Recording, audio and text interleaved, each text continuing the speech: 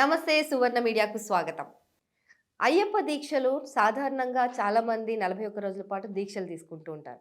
So, అయితే అదంతా వ్యక్తిగతంగా వారి కోరికలు నెరవేరడానికే అని చాలామంది అనుకుంటూ ఉంటారు. కానీ గిరిధర్ గురుస్వామి మాత్రం ఇదంతా సామాజిక ఉపయోగం కోసం, సామాజిక మార్పు కోసం యేసుకుంటారని చెప్తున్నారు. అది అలా ఎందుకంటున్నారు? ఆయన్ని అడిగి తెలుసుకుందాం. నమస్కారం స్వామి. నమస్కారం అండి. సో, 41 ఏళ్లుగా మీరు అయ్యప్ప దీక్షను వేస్తూ ఉన్నారు. అవును. మీ వ్యక్తిగత కోరికలు తీరడానికి కాదు అని అంటున్నారు. అవును. సమాజంలో మార్పు తీసుకొస్తుంది అని అంటున్నారు. అవును. ఇదెలా సాధ్యం? ఎలా సాధ్యము అంటే మీకు ఒక రకంగా చెప్పాలంటే ఏంటంటే సమాజంలో ఉన్నటువంటి కుల మత విభేదాలు అనేటువంటివి లేకుండా చేసేటటువంటి ఏకైక దీక్ష ఇదే. హుహు. మతం దీంట్లో కూడా? మతం కూడా మీరు ఆశ్చర్యపడతారు ఏంటంటే అనేక మంది ముస్లిమ్స్ కూడా బాబర్ స్వామి అనేటువంటి ఒక బాబర్ స్వామి దగ్గర దీక్ష తీసుకుని శబరిమలకి ఇరుముడి తీసుకుని వస్తారు అక్కడి నుంచి, ఎరుమేలి నుంచి. Something which is unbelievable. Really? సరే, మతాన్ని వదిలిపెట్టండి, ఎందుకంటే మతానికి సంబంధించి అనేక వివాదాలు ఉన్నాయి, వాటి గురించి మాట్లాడడానికి నాకేమీ లేదు. కానీ కులాల గురించి చెప్తున్నాను నేను. ఏంటంటే సామాజిక స్పృహ ప్రజల లోపల కలిగించడానికి కులాల వ్యత్యాసం లేకుండా అందరూ ఒక్కటే అనేటువంటి సిద్ధాంతాన్ని ప్రతిపాదించే ఏకైక దీక్ష ఇదే అయ్యప్ప దీక్ష. దీంట్లో చిన్న కులంబాడు పెద్ద కులంబాడు అని ఎవ్వరూ ఉండరు. అందరూ ఒకటే కులం, అయ్యప్ప కులం. అందరూ దీక్ష చేసుకుని మాల వేసుకుని, ఎవరైనా సరే 5 సార్లు మాల వేసుకుని శబరిమలకు వెళ్ళి వచ్చిన ప్రతి ఒక్కళ్ళు గురుస్వామి. దానికి నువ్వు బ్రాహ్మడివా, నువ్వు వైశ్యుడివా, నువ్వు ఇంకో కులమా అని అడిగేది ఉండదు దీని లోపల. ఇంకొకటి ఏంటంటే నేను 40 సార్లు వెళ్ళాను అనే అహంకారం నాకు ఉండడానికి అవకాశం లేదు దీని లోపల.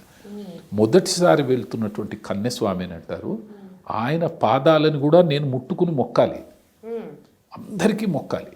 అందరు స్వాములు ఒకరినొకరు మొక్కుకుని అందరూ శరణమయ్యప్ప అనేటువంటి ఒక తారక మంత్రాన్ని జపిస్తూ వాళ్ళ జీవితాన్ని గడుపుతుంటారు. సామాజికంగానే నేను ఎందుకు అన్నానంటే, సరే కాంట్రవర్షియల్ టాపిక్ అయినా కానీ ఏంటంటే ఈ మధ్య ఇతర మతస్థులు మన మతంలో ఉన్నటువంటి కొంచెం అణగారిన వర్గాలు అని చెప్పబడే వర్గాల నుంచి చాలామందిని ఇతర మతాల్లోకి మతాంతీకరణ చేసే ప్రయత్నం చేస్తుంటారు. దీనికి ఇది ఒక పెద్ద విరుగుడు. దానికి ప్రతి ఒక్కరి లోపల ఆత్మవిశ్వాసం నెలకొనేటట్టు, భగవంతుణ్ణి పూజించడానికి ప్రతి ఒక్కళ్ళు ఒకటే అని చెప్పడానికి ఈ దీక్షను మించినటువంటి దీక్ష ఇంకొకటి లేదు. సామాజికంగానే నేను ఎందుకన్నానంటే, ఈ మధ్య మామూలుగా వ్యక్తిత్వ వికాసం అని, సంభాషణ చాతుర్యము, కమ్యూనికేషన్ స్కిల్స్ అని, దీనికి సంబంధించి ఒక సైన్స్ లాగా అయిపోయి అనేక మంది అనేక కోర్సులు పెడుతుంటారు.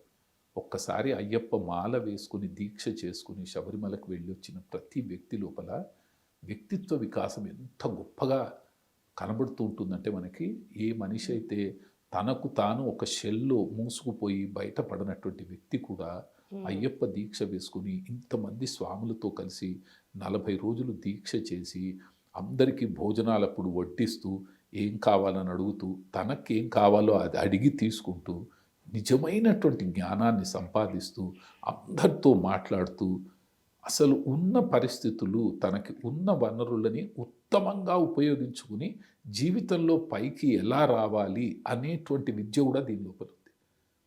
ఎటువంటి వాళ్ళు అంటే, నేను ఇన్నేళ్ళ 40 ఏళ్ళు అనకండి, మనం ఎంతండి 40 ఏళ్ళు చేసినా 100 ఏళ్ళు చేసినా, ఒక్కసారి మాల వేసుకున్న వ్యక్తి అయినా, అసలు మాల వేసుకోని వ్యక్తి అయినా నాకంటే జ్ఞాని ఉండొచ్చు.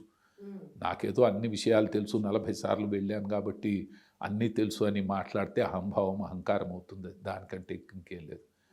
నాకంటే జ్ఞానులు మొదటిసారి శబరిమలకి వచ్చేవాళ్ళు కూడా ఉండి ఉంటారు, దాంట్లో ఏమీ అనుమానం లేదు. వాళ్ళకందరికీ చేతులెత్తి మొక్కుతున్నాను నేను. అయ్యప్ప దీక్ష లోపల కులము అనేటువంటి భావన లేకుండా అందరం కలిసి కట్టుగా ఉంటూ, అందరము ఒక్కటే దేవుణ్ణి ప్రార్థిస్తూ, ఆ దేవునిలో 33 కోట్ల దేవతలను చూస్తూ, వేదాంతంలో పరాకాష్ఠ అయినటువంటి శరణాగతి ఏదైతే ఉంటుందో ఆ శరణాగతి పరాకాష్ఠ అన్ని దేవుళ్ళ పూజలు చేసేటప్పుడు ఆఖరికి వచ్చేది శరణాగతి. కానీ అయ్యప్ప స్వామి పూజలో మాత్రం మొట్టమొదటి సోపానమే శరణాగతి. అసలు కాలు పెట్టడమే శరణాగతితో. అన్నీ తానే అని నమ్మి మనని ఆయన సర్వకాల సర్వావస్థలందు మన వెంబడి ఉంటాడనేటువంటి సంపూర్ణమైనటువంటి విశ్వాసంతో చేసేటటువంటి ఉత్తమమైన ఉన్నతమైనటువంటి దీక్ష అయ్యప్ప దీక్ష. అంటే అతిశయోక్తి కాదు, 100% నిజం ఇది. అచ్చా, అది ఇప్పుడు మీరు వ్యక్తిత్వ వికాసం వస్తుంది దీనివల్ల అన్నది అని అంటున్నారు కదా. అంటే వాళ్ళు వ్యక్తిత్వ వికాసం అంటే కొందరు నాస్తికులు లేదా ఎథీస్ట్ అని పిలువబడే వాళ్ళు ఎవరైతే ఉంటారో వాళ్ళు చెప్పేది ఏంటంటే వ్యక్తిత్వ వికాసం అంటే అసలు మతాలను ఆచారాలను పట్టించుకోకపోవడమే కదా అని అంటున్నారు. సో మీరెందుకు ఈ రెస్ట్రిక్షన్స్ పెట్టి ఈ మార్గంలో నడవాలి, ఇదే సన్మార్గం అని, మిగతావన్నీ దుర్మార్గాలు అనేసి మీరు ఎలా డిస్క్రైబ్ చేస్తారు అనేది వాళ్ళ ప్రశ్న. ఏం సమాధానం ఇస్తారు? దీంట్లో ఫస్ట్ మీరు నాస్తికులు అన్నారు కాబట్టి, నాస్తికులు అస్థి అంటే ఉన్నది అని మీనింగ్, నాస్తి అంటే లేదు అని మీనింగ్. వాళ్ళ దృష్టిలో ఏదీ లేదు అసలు. నేనేం చెప్తున్నానంటే నాస్తికులు అనేటువంటి వ్యక్తులు ఇద్దరు మనుషుల మధ్యలో మీతో నేను మాట్లాడుతున్నప్పుడు, నాతో మీరు మాట్లాడుతున్నప్పుడు మిమ్మల్ని నేను కనీసమైనటువంటి గౌరవం చేస్తూ మాట్లాడవలసిన బాధ్యత నా మీద ఉంటుంది. ఎందుకంటే మీ అస్తిత్వాన్ని నేను గుర్తిస్తున్నాను, నా అస్తిత్వాన్ని మీరు గుర్తిస్తున్నారు. అసలు అస్తిత్వాన్ని గుర్తించినటువంటి వాడు నాస్తికుడు.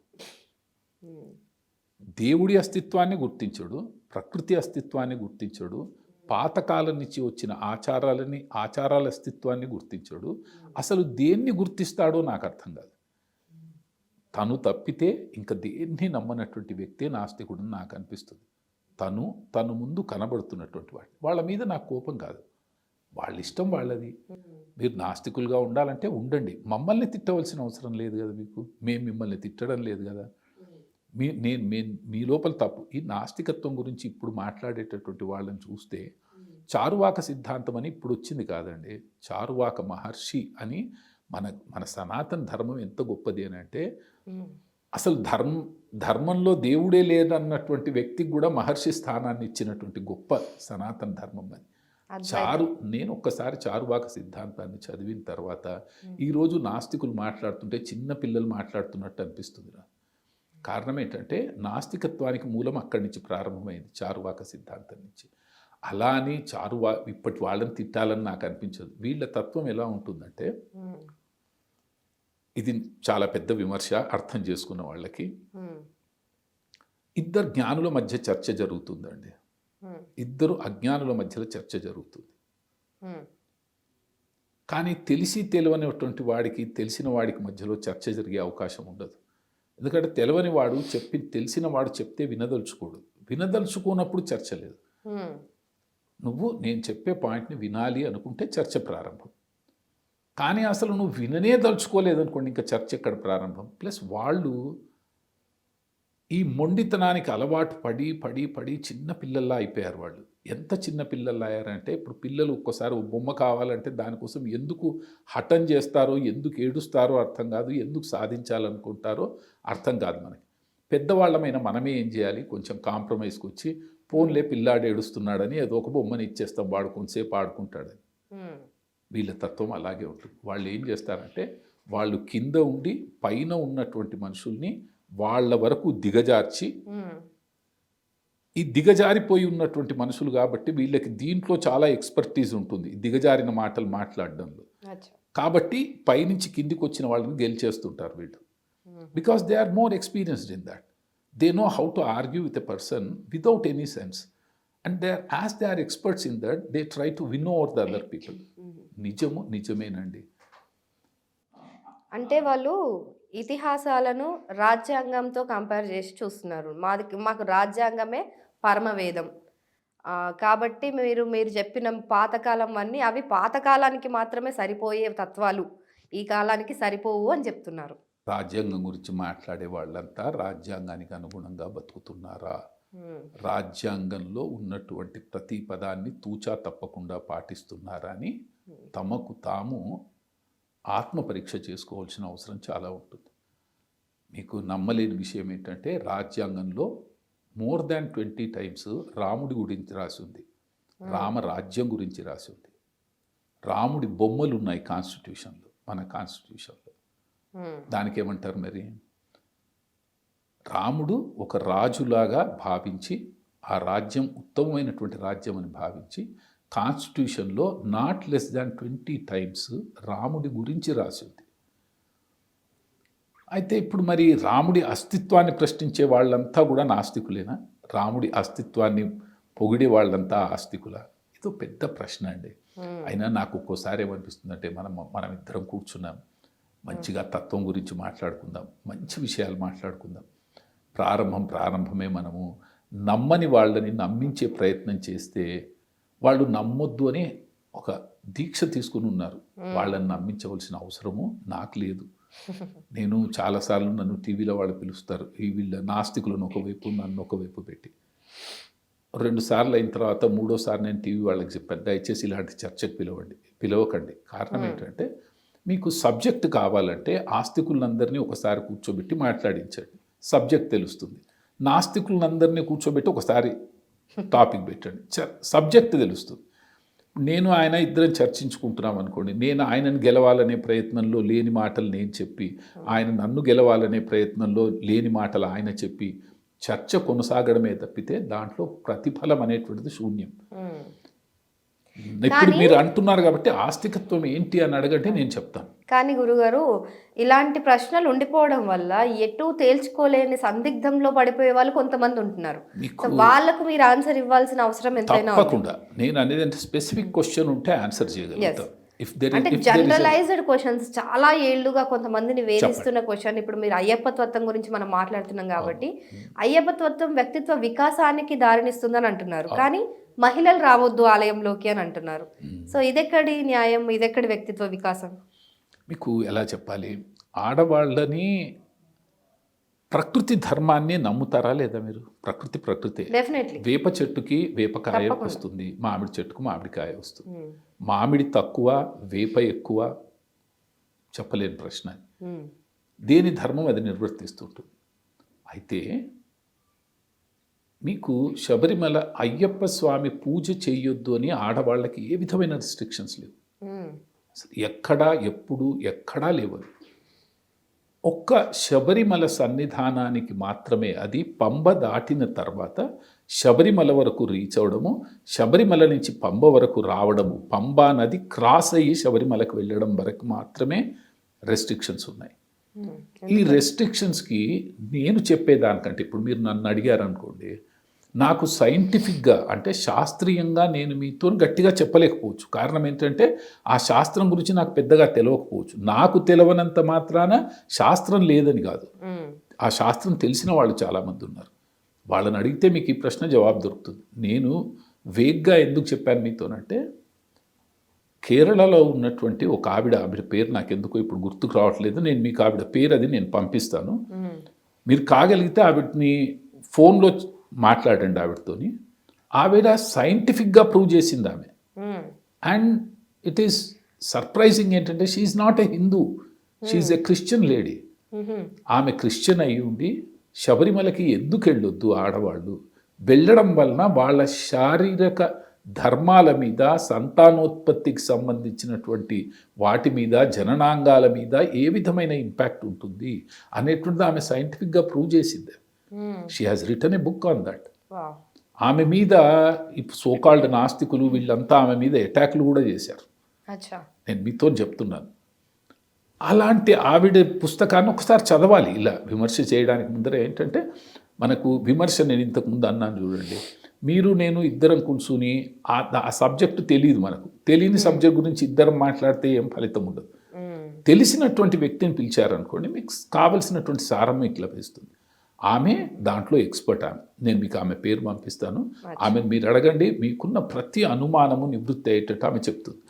అలాగే మీరు ఇదంటే నేను చెప్తున్నాను, ఆడ మగ వ్యత్యాసం అనేటువంటిది వీళ్ళు వెతుకుతారు, మన లోపల ఉన్నటువంటి తప్పుల్ని వెతికే ప్రయత్నం చేస్తారు తప్పితే ఇంకొకటి లేదు. ఆడవాళ్ళని ఆకాశం మీద పెట్టుకున్న ఏదైనా మతం ఒకటి ఉంది అంటే, తల మీద పెట్టుకున్న మతం ఏదైనా ఒకటి ఉంది అంటే, అది ఒక్క హిందూ మతము, ఒక్క సనాతన ధర్మం.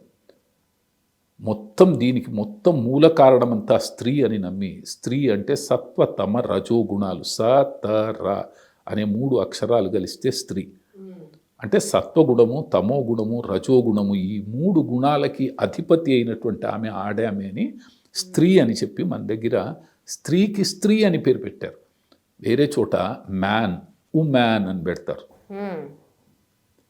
మన దగ్గర మగవాడుకి అమగవాడు, ఈ మగవాడు అని పెట్టలే. మన దగ్గర స్త్రీకి స్త్రీ అని పెట్టారు, మహిళ అని పేరు పెట్టారు ప్రత్యేకంగా. అమ్మవారే ఆదిశక్తి, ముగ్గురు అమ్మల మూలపుటమ్మనే మొత్తం ప్రపంచానికి మూల కారణం అని చెప్పినటువంటి మతం మనది. ఇంకా ఒక్క రకంగా చెప్పడానికి లేదు మీకు, అసలు ఏకైక మతం ఇదే. అయ్యప్ప స్వామి దగ్గర ఒక్క శబరిమలకి మాత్రం రెస్ట్రిక్షన్స్ పెట్టారు. There should have been some మిగతా చోట్ల ఆడవాళ్ళు పూజ చేసుకోవచ్చా? Why not? ఇప్పుడు మా ఇంట్లో ప్రతి నిత్యము అయ్యప్ప పూజ చేసుకుంటాం మేము. ఎస్, నేను నా భార్య ఇద్దరం కలిసి కూర్చుని చేసుకుంటాం. మా సన్నిధానంలో అయ్యప్ప పూజలకి భార్యాభర్తలు ఇద్దరు కూర్చుని చేస్తారు. దాంట్లో ఏం లేదు. అనేటప్పటికీ ఒక్కటి నిజం ఏంటంటే, ఆ మెన్స్ట్రువల్ పీరియడ్ అయితే 5 days ఉంటుందో ఆ 5 days రెస్ట్రిక్షన్స్ ఉన్నాయి. ఆ రెస్ట్రిక్షన్స్కి బలమైన కారణాలు ఉన్నాయి. ఇంతకుముందు నేను మీతో చెప్పాను కదా, శారీరకంగా స్త్రీకి కొన్ని లక్షణాలు ఉన్నాయి, మగవాడికి కొన్ని లక్షణాలు ఉన్నాయి.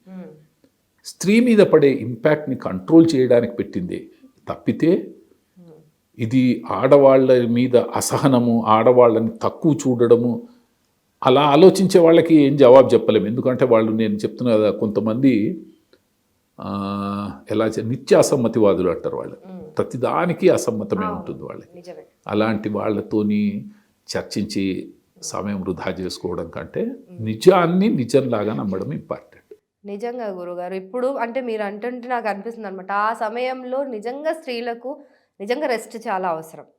అది ఎప్పటి నుంచో మన పూర్వీకులు పెట్టిన ఆచారాన్ని, దాన్ని కొంతమంది దాన్ని ఎక్స్ట్రీమ్ లెవెల్కి తీసుకెళ్ళి వాళ్ళని అంటరాని వాళ్ళలాగా చూసేసరికి దానిపైన ఒక తిరుగుబాటు వచ్చిందే కానీ నిజానికి ఆచారం పెట్టిన కారణం అయితే ఇదే అయ్యి ఉంటుంది కదా, రెస్ట్ ఇవ్వాలి. మీరు అదే నాకు మీరు ఇలా మాట్లాడుతున్నందుకు చాలా సంతోషంగా ఉంది. కారణం ఏంటంటే, ఏ మతంలో అయినా, ఏ సమాజంలో అయినా, ప్రపంచంలో ఎక్కడైనా ఇలాంటి మంచి చెడు చాలా రెండు కలిసే సహవాసం చేస్తుంటాయి. అన్ని ఒక్కొక్కసారి కొన్ని ఏంటంటే ఎక్స్ట్రీమ్స్కి వెళ్తాయి. వెళితే మన సమాజం చాలా చైతన్యవంతమైన సమాజం. పర్టికులర్లీ సనాతన ధర్మం చాలా చైతన్యవంతమైంది. సనాతన ధర్మం యొక్క గొప్పతనం, ఇన్ని వేల సంవత్సరాలు ఇంతమంది దాడుల తర్వాత కూడా నిశ్చలంగా నిలకడగా నిలబడగలిగింది ఉంది అంటే జ్ఞానంతో కూడుకున్నటువంటి ధర్మం అనేది. అంటే ఇప్పుడు మీరు నన్ను క్వశ్చన్ అడుగుతున్నారు, నేను మీకు జవాబు చెప్తున్నాను. నేను క్వశ్చన్ అడిగితే మీరు జవాబు చెప్తున్నారు. ఉపనిషత్తులన్నీ క్వశ్చన్ అండ్ ఆన్సర్ సెషన్సే. వేదాలు కానీ, పురాణాలు కానీ, ఇతిహాసాలు కానీ, స్తోత్రాలు కానీ ఏవి చూడండి, అమ్మవారు శివుడిని అడగడము, శివుడు అమ్మవారిని అడగడము, ఒక ఋషి ఇంకా ఒక గురువుని శిష్యులు అడగడము, శిష్యులు అడిగిన ప్రశ్నలకి గురువు జవాబు చెప్పడం, ఇలా వచ్చినటువంటి ఒక పరంపరనే తప్పితే ఏదో ఆకాశం నుంచి ఎవరో ఒక వ్యక్తి అశరీరవాణి నాకు వినిపిస్తే నేను మీకు వినిపించింది కాదు అది. ఓకే గురుగారు, అయితే ఇప్పుడు ఈ ఇతిహాసాలు కానివ్వండి, పురాణాలు, అయ్యప్ప స్వామి అంటున్నారు మీరు, సో ఈ వీళ్ళందరూ నిజంగా ఎగ్జిస్ట్ అయ్యారని మీరు నమ్ముతున్నారా? ఎవరు ఎగ్జిస్ట్ అయ్యారు? అయ్యప్ప స్వామి నిజంగా ఉన్నారని మీరు నమ్ముతున్నారా? అంటే ఉండేవారు అని. ఇప్పుడు కూడా ఉన్నారని నమ్ముతున్నాను నేను. అవునా? ఎప్పుడో ఉండడం కాదు, ఇప్పుడు కూడా ఉన్నారని నమ్ముతున్నాను. అదే, అయితే కొంతమంది ఈ మధ్యకాలంలో బాగా కాంట్రవర్షియల్ అయిన ఒక ప్రశ్న మిమ్మల్ని అడుగుతాను నేను. చెప్పండి. ఏంటంటే సాధారణంగా మనుషులందరూ కూడా అమ్మ గర్భం నుంచి పుట్టడం అనేది సర్వసాధారణం, అది అనివార్యమే, అందరికీ తెలిసిన విషయం. కానీ పురాణాల్లో మాత్రం దేవుళ్ళు రకరకాలుగా ఎందుకు పుడతారు అంటే, ఇప్పుడు లైక్ అయ్యప్ప స్వామి ఉన్నారు, ఆయన తొడలో నుంచి పుట్టడం ఏంటి, అది కూడా ఇద్దరు పురుషుల కలయిక వల్ల పుట్టడం ఏంటి అనేది ఒక ప్రశ్న చాలా వైరల్ అయింది. సో దీనికి మీరు ఆన్సర్ ఇవ్వాలి. నేను చెప్తున్నానంటే, ఈ ప్రశ్న ఎవరితో ఉత్పన్నమవుతుందంటే తెలియని వాళ్ళతో ఉత్పన్నమవుతుంది. భగవంతుడికి నేను మీతో చెప్తున్నాను. సైన్స్ అంటే, ఇప్పుడు మీరు సైన్స్ అన్నారమ్మా, సో కాల్డ్ సైన్స్. ఈ సైన్స్ యొక్క చరిత్ర ఏంటి? నేను సైన్స్ని నమ్మనేది కాదు, నాకు శాస్త్రం మీద సంపూర్ణమైన విశ్వాసం, సైన్స్ మీద సంపూర్ణమైన విశ్వాసం. కానీ ఈ సైన్స్ యొక్క చరిత్ర మ్యాక్సిమం తీసుకుంటే 600 సంవత్సరాలు 700 సంవత్సరాలు అంతే. అంతకుముందు ఈ సైన్స్ అనేటువంటిది కాదు, అనుభవం నేర్పించేదాన్నింటిని. ఏంటంటే మనిషి ప్రకృతితో మమేకమై జీవించేవాడు, ప్రకృతిలో అంతర్భాగమై జీవించేవాడు. ఎగ్జాక్ట్లీ. కాబట్టి ప్రకృతి యొక్క నియమాలు, ప్రకృతిలో వచ్చే మార్పులు, ప్రకృతి వల్ల మనిషికి ఉన్న ఉపయోగాలు, ప్రకృతిలో వచ్చినటువంటి వికృతులకి అనుగుణంగా మనిషి ఎలా బతకాలి అని నేర్చుకోవడము, ప్రకృతితో మమేకమైనటువంటి ఆ కాలం మనుషులు, వాళ్ళు ఋషులతో సమానం. వాళ్ళంతా అలా కూర్చుని, ఇప్పుడు ఫర్ ఎగ్జాంపుల్ మీరు నేను ఇద్దరం పోతున్నాం, తుమ్మ చెట్టు ఒకటి మామిడి చెట్టు ఒకటి కనిపించింది, మనం ఆదివాసులం అనుకుందాం అనుకోండి. అసలు మనము సమాజం అంటే తెలియనప్పుడు మనం తుమ్మ చెట్టు తినొచ్చో దాని ఆకు తినొచ్చో తినొద్దో మనకు తెలియదు, మామిడి చెట్టు పండు తినొచ్చో లేదో దాంట్లో విషం ఉందేమో మనకు తెలియదు. కానీ ఆ కాలం వాళ్ళు అనుభవపూర్వకంగా దాన్ని తిని తెలుసుకుని ఇది రాబోయే సమాజానికి ఉపయోగకరమని ఫిక్స్ చేసేసారని. ఎందుకు అలా చేయగలిగారంటే ప్రకృతితో మమేకమై జీవించారు వాళ్ళు, ప్రకృతిలో అంతర్భాగమై జీవించారు వాళ్ళు. అంటే అలా అని ఇప్పుడు మన తప్పు నేను అలా అనట్లేదు. ఎప్పుడు జ్ఞానం ఎప్పుడు వృద్ధి చెందేదేనమ్మా, జ్ఞానం పెరుగుతూ. నేను అసలు టాపిక్ నుంచి వేరే టాపిక్కి వెళ్తున్నాను. మీరు అన్న టాపిక్ జవాబు చెప్పాలి. నేను మగవాళ్ళకి పుట్టడం ఏంటి, తొడ నుంచి మనిషి పుట్టడం ఏంటి అని మీకు ఆశ్చర్యకరం. ఇప్పుడు మీరు ఇమాజిన్ చేయగలుగుతారా? ఇప్పుడు what you call as test tube babies, can you imagine? ఈ మధ్య IVF అని అదని ఇదని నానా రకాలుగా పిల్లలు పుట్టడానికి ప్రక్రియలు జరుగుతున్నాయి కదా. వీటన్నిటి విషయంలో మీరేం కామెంట్ చేస్తారు అని అంటే, మనము ఇప్పుడు చేస్తున్నాం కాబట్టి ఇది ఇప్పుడే ఉంది అనుకుంటే, నేను మీకు చెప్తాను ఒకటి. నేను ఏదో చిన్నగా కవిత్వం రాస్తుంటాను, పెద్ద కవిని కాదు. కానీ కనిపించినంతనే గగనమ్ము కాదు, నే తెలుసుకున్నంత జ్ఞానము కాదు అని అంటే ఏంటంటే, మనము చూసినంతే ఆకాశము, మనకి ఇంత స్క్వేర్లో ఆకాశం కనబడుతుంది, ఇదే ఆకాశం అనుకుంటే మన భ్రమ. అలాగే నా జ్ఞానమే సంపూర్ణమైన జ్ఞానము, నేను కనిపెట్టాను కాబట్టి ఇప్పుడే జరిగింది అనుకుంటే అది ఇంకా అజ్ఞానం. ఎప్పుడో జరిగి ఉంటాయి. మన జనరేషన్స్, మన చరిత్ర ప్రకారము, అంటే మన పురాణ ఇతిహాసాల ప్రకారం, మన వేద ప్రకారము 10,000 సంవత్సరాలు 5,000 సంవత్సరాలు ఇవాళ రేపు సైంటిస్టులు అంటుంటారు. కానీ మీరు ఇమాజిన్ చేయలేదు అంటే ఏం చెప్తుంటారంటే, ఈ విశ్వం యొక్క ఆవిర్భావం గురించి చెప్తుంటారు కదమ్మా, బిగ్ బ్యాంగ్ థియరీ అని, so called, which people believe a lot. ఈ బిగ్ బ్యాంగ్ థియరీ అని అంటే ఏంటి? అన్ని కొండలు అదే భూమి ఇంకొక రాశితో ఇంకొక గ్రహాంతో కొట్టుకోవడం, అది పగిలిపోవడం వలన ఇట్లా so called. May not be, నేను ఎగ్జాక్ట్గా అదే పదాలు యూజ్ చేయకపోవచ్చు సైంటిఫిక్గా. అలా జరిగి అయితే మన దగ్గర ఈ యుగాల తరబడి త్రేతాయుగము, కృతయుగము, త్రేతాయుగము, ద్వాపరయుగము, కలియుగం అని 4 యుగాలు. ఈ 4 యుగాల్లో అనేక సార్లు యుగం మధ్యలో యుగాంతం జరుగుతుంటుంది. అన్ని యుగాంతం అంటే మొత్తం యుగం వెళ్ళిపోవడం కాదు, 30% of the total living beings చనిపోతాయి. అట్లాంటివి అనేక వాటి కాలేజ్ విభాగాల్లాగా వచ్చి చిట్ట చివరికి ఒక యుగం అంతమవుతుంది. దీని ఒక్కొక్క పీరియడ్ 1,80,000 సంవత్సరాలు, 3,60,000 సంవత్సరాలు, 7,20,000 సంవత్సరాలు ఇలా ఉన్నాయి మన దగ్గర.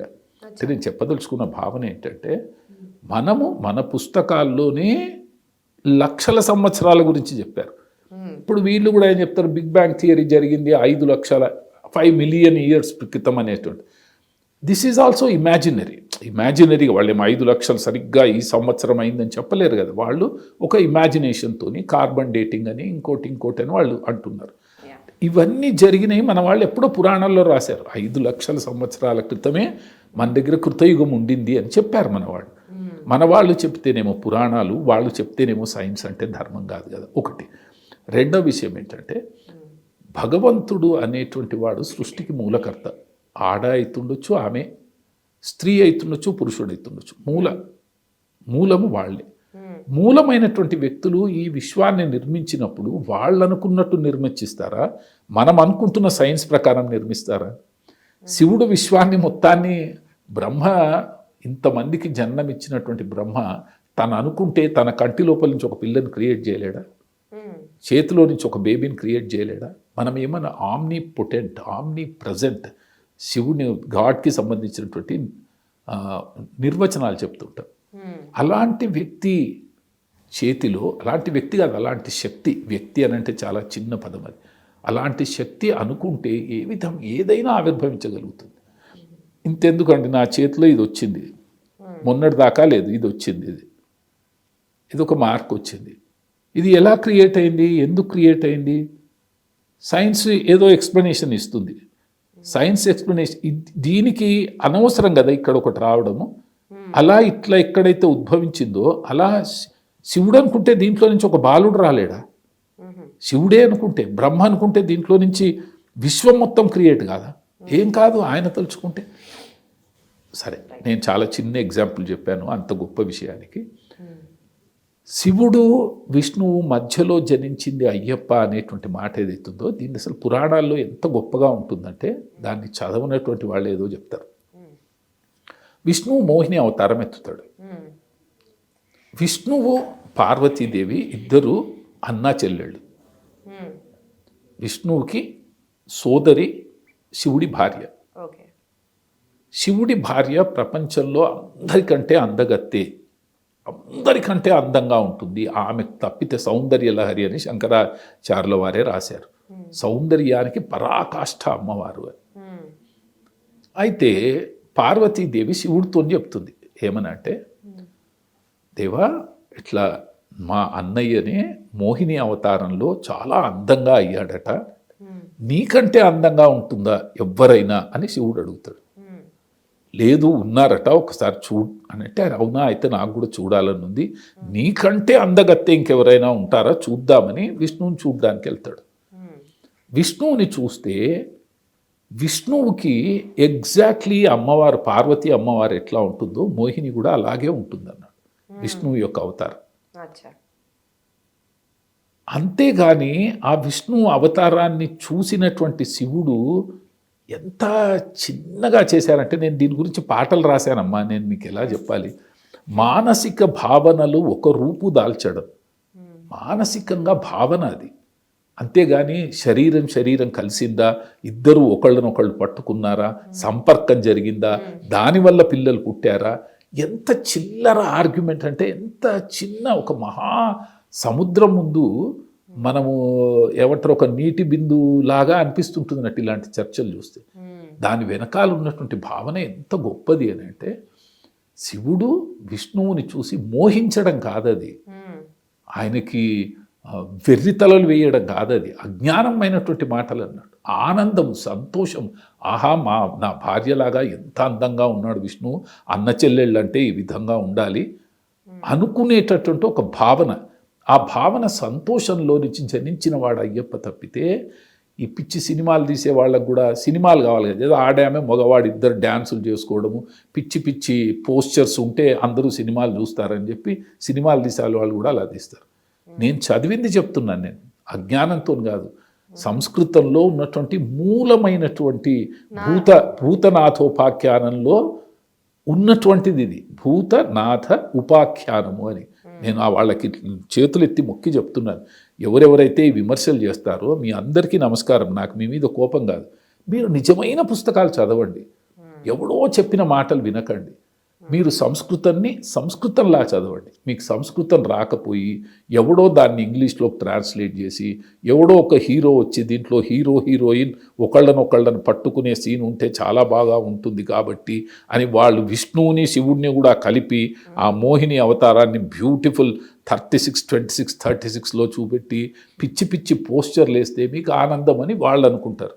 అటువంటి చెత్త సినిమాలు చూస్తారు, దాన్ని చూసి చరిత్రాన్ని మీరు అనుకుంటారు. నేనేం చెప్పాలి, భూతనాథ ఉపపురాణంలో సుస్పష్టంగా రాసింది మానసిక భావనతోని కలిగినటువంటి అబ్బాయి అయ్యప్ప స్వామి అని. దీన్ని ఎట్లా చెప్పాలి, అసలు చదవరు, చదివే ప్రయత్నం చేయరు, చదివినా ట్రాన్స్లేషన్స్ చదువుతారు. ఆ ట్రాన్స్లేషన్స్లో ఏముంటుంది, సంస్కృతం అనేటువంటిది అమోఘమైనటువంటి, అది ఎలాంటి భాష అంటే ఆ భాషను చెప్పడానికి దాంట్లో 3 రకాలు ఉంటాయి. మామూలుగా వ్యవహారిక భాష వేరే సంస్కృతంది, గ్రాంథిక భాష వేరే, వేద సంస్కృతం వేరే, కావ్య సంస్కృతం వేరే, ఇలా సంస్కృతం అనేక రకాలు ఉంటుంది. ఇప్పుడు ఫర్ ఎగ్జాంపుల్ మీరు నేను ఇద్దరం కలిసి నన్నయ్య గారు అమాంతం పుట్టేశారనుకోండి, మన ఇద్దరి మధ్యలో ఆదికవి నన్నయ్య వచ్చేసాడు. ఆయన మాట్లాడే భాష మీకు అర్థం కాదు, నాకు అర్థం కాదు, కానీ ఆయన నిజమైన తెలుగు మాట్లాడుతుంటాడు.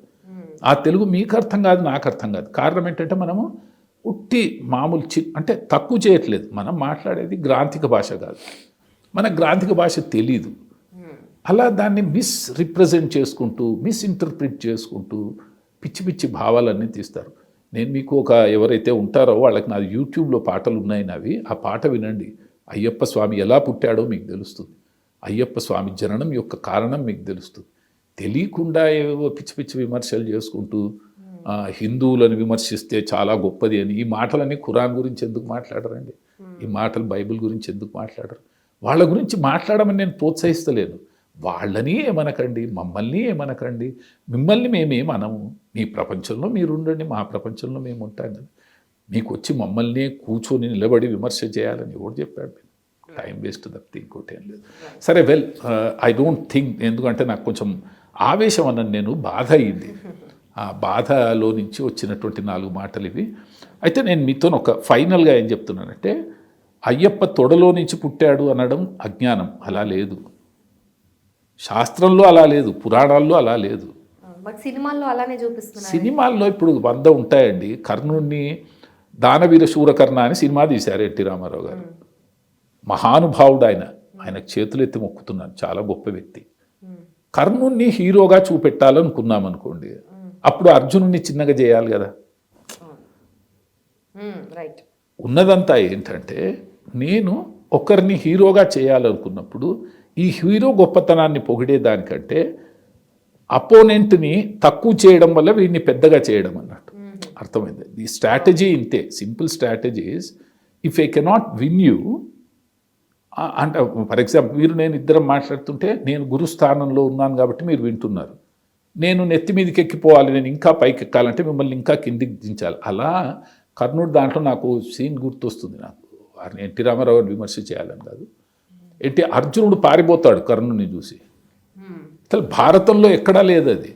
నేను ఎలా కొట్లాడాలని కృష్ణుడు భయపడుతుంటాడట కర్ణుడిని చూసి. నరనారాయణుల్లో ఒకడైనటువంటి నరుడైనటువంటి అర్జునుడు కర్ణుడిని చూసి భయపడతాడా? అది భగవద్గీత విన్న తర్వాత, కృష్ణుడి ఉపదేశం జరిగిన తర్వాత. కానీ కర్ణుడిని పెద్దగా చేయడానికి అర్జునుడిని చిన్నగా చేశారు. ఇవన్నీ విమర్శ చేయడం, సినిమాని కదా, it's commerce, it's business. They like to make money out of that. And how can they make money nowadays? దానికంటూ ఒక స్టిప్యులేటెడ్ ప్రొసీజర్. సినిమా అంటే దాంట్లో ఇంత సెక్స్ ఉండాలి, ఇంత క్రైమ్ ఉండాలి, ఇంత ఫైటింగ్ ఉండాలి, ఇలా అన్నీ వాళ్ళు ఒక రూల్ బుక్ తయారు చేసుకున్నారు. ఆ రూల్ ప్రకారం వాళ్ళు తీస్తారు. Absurd non sense.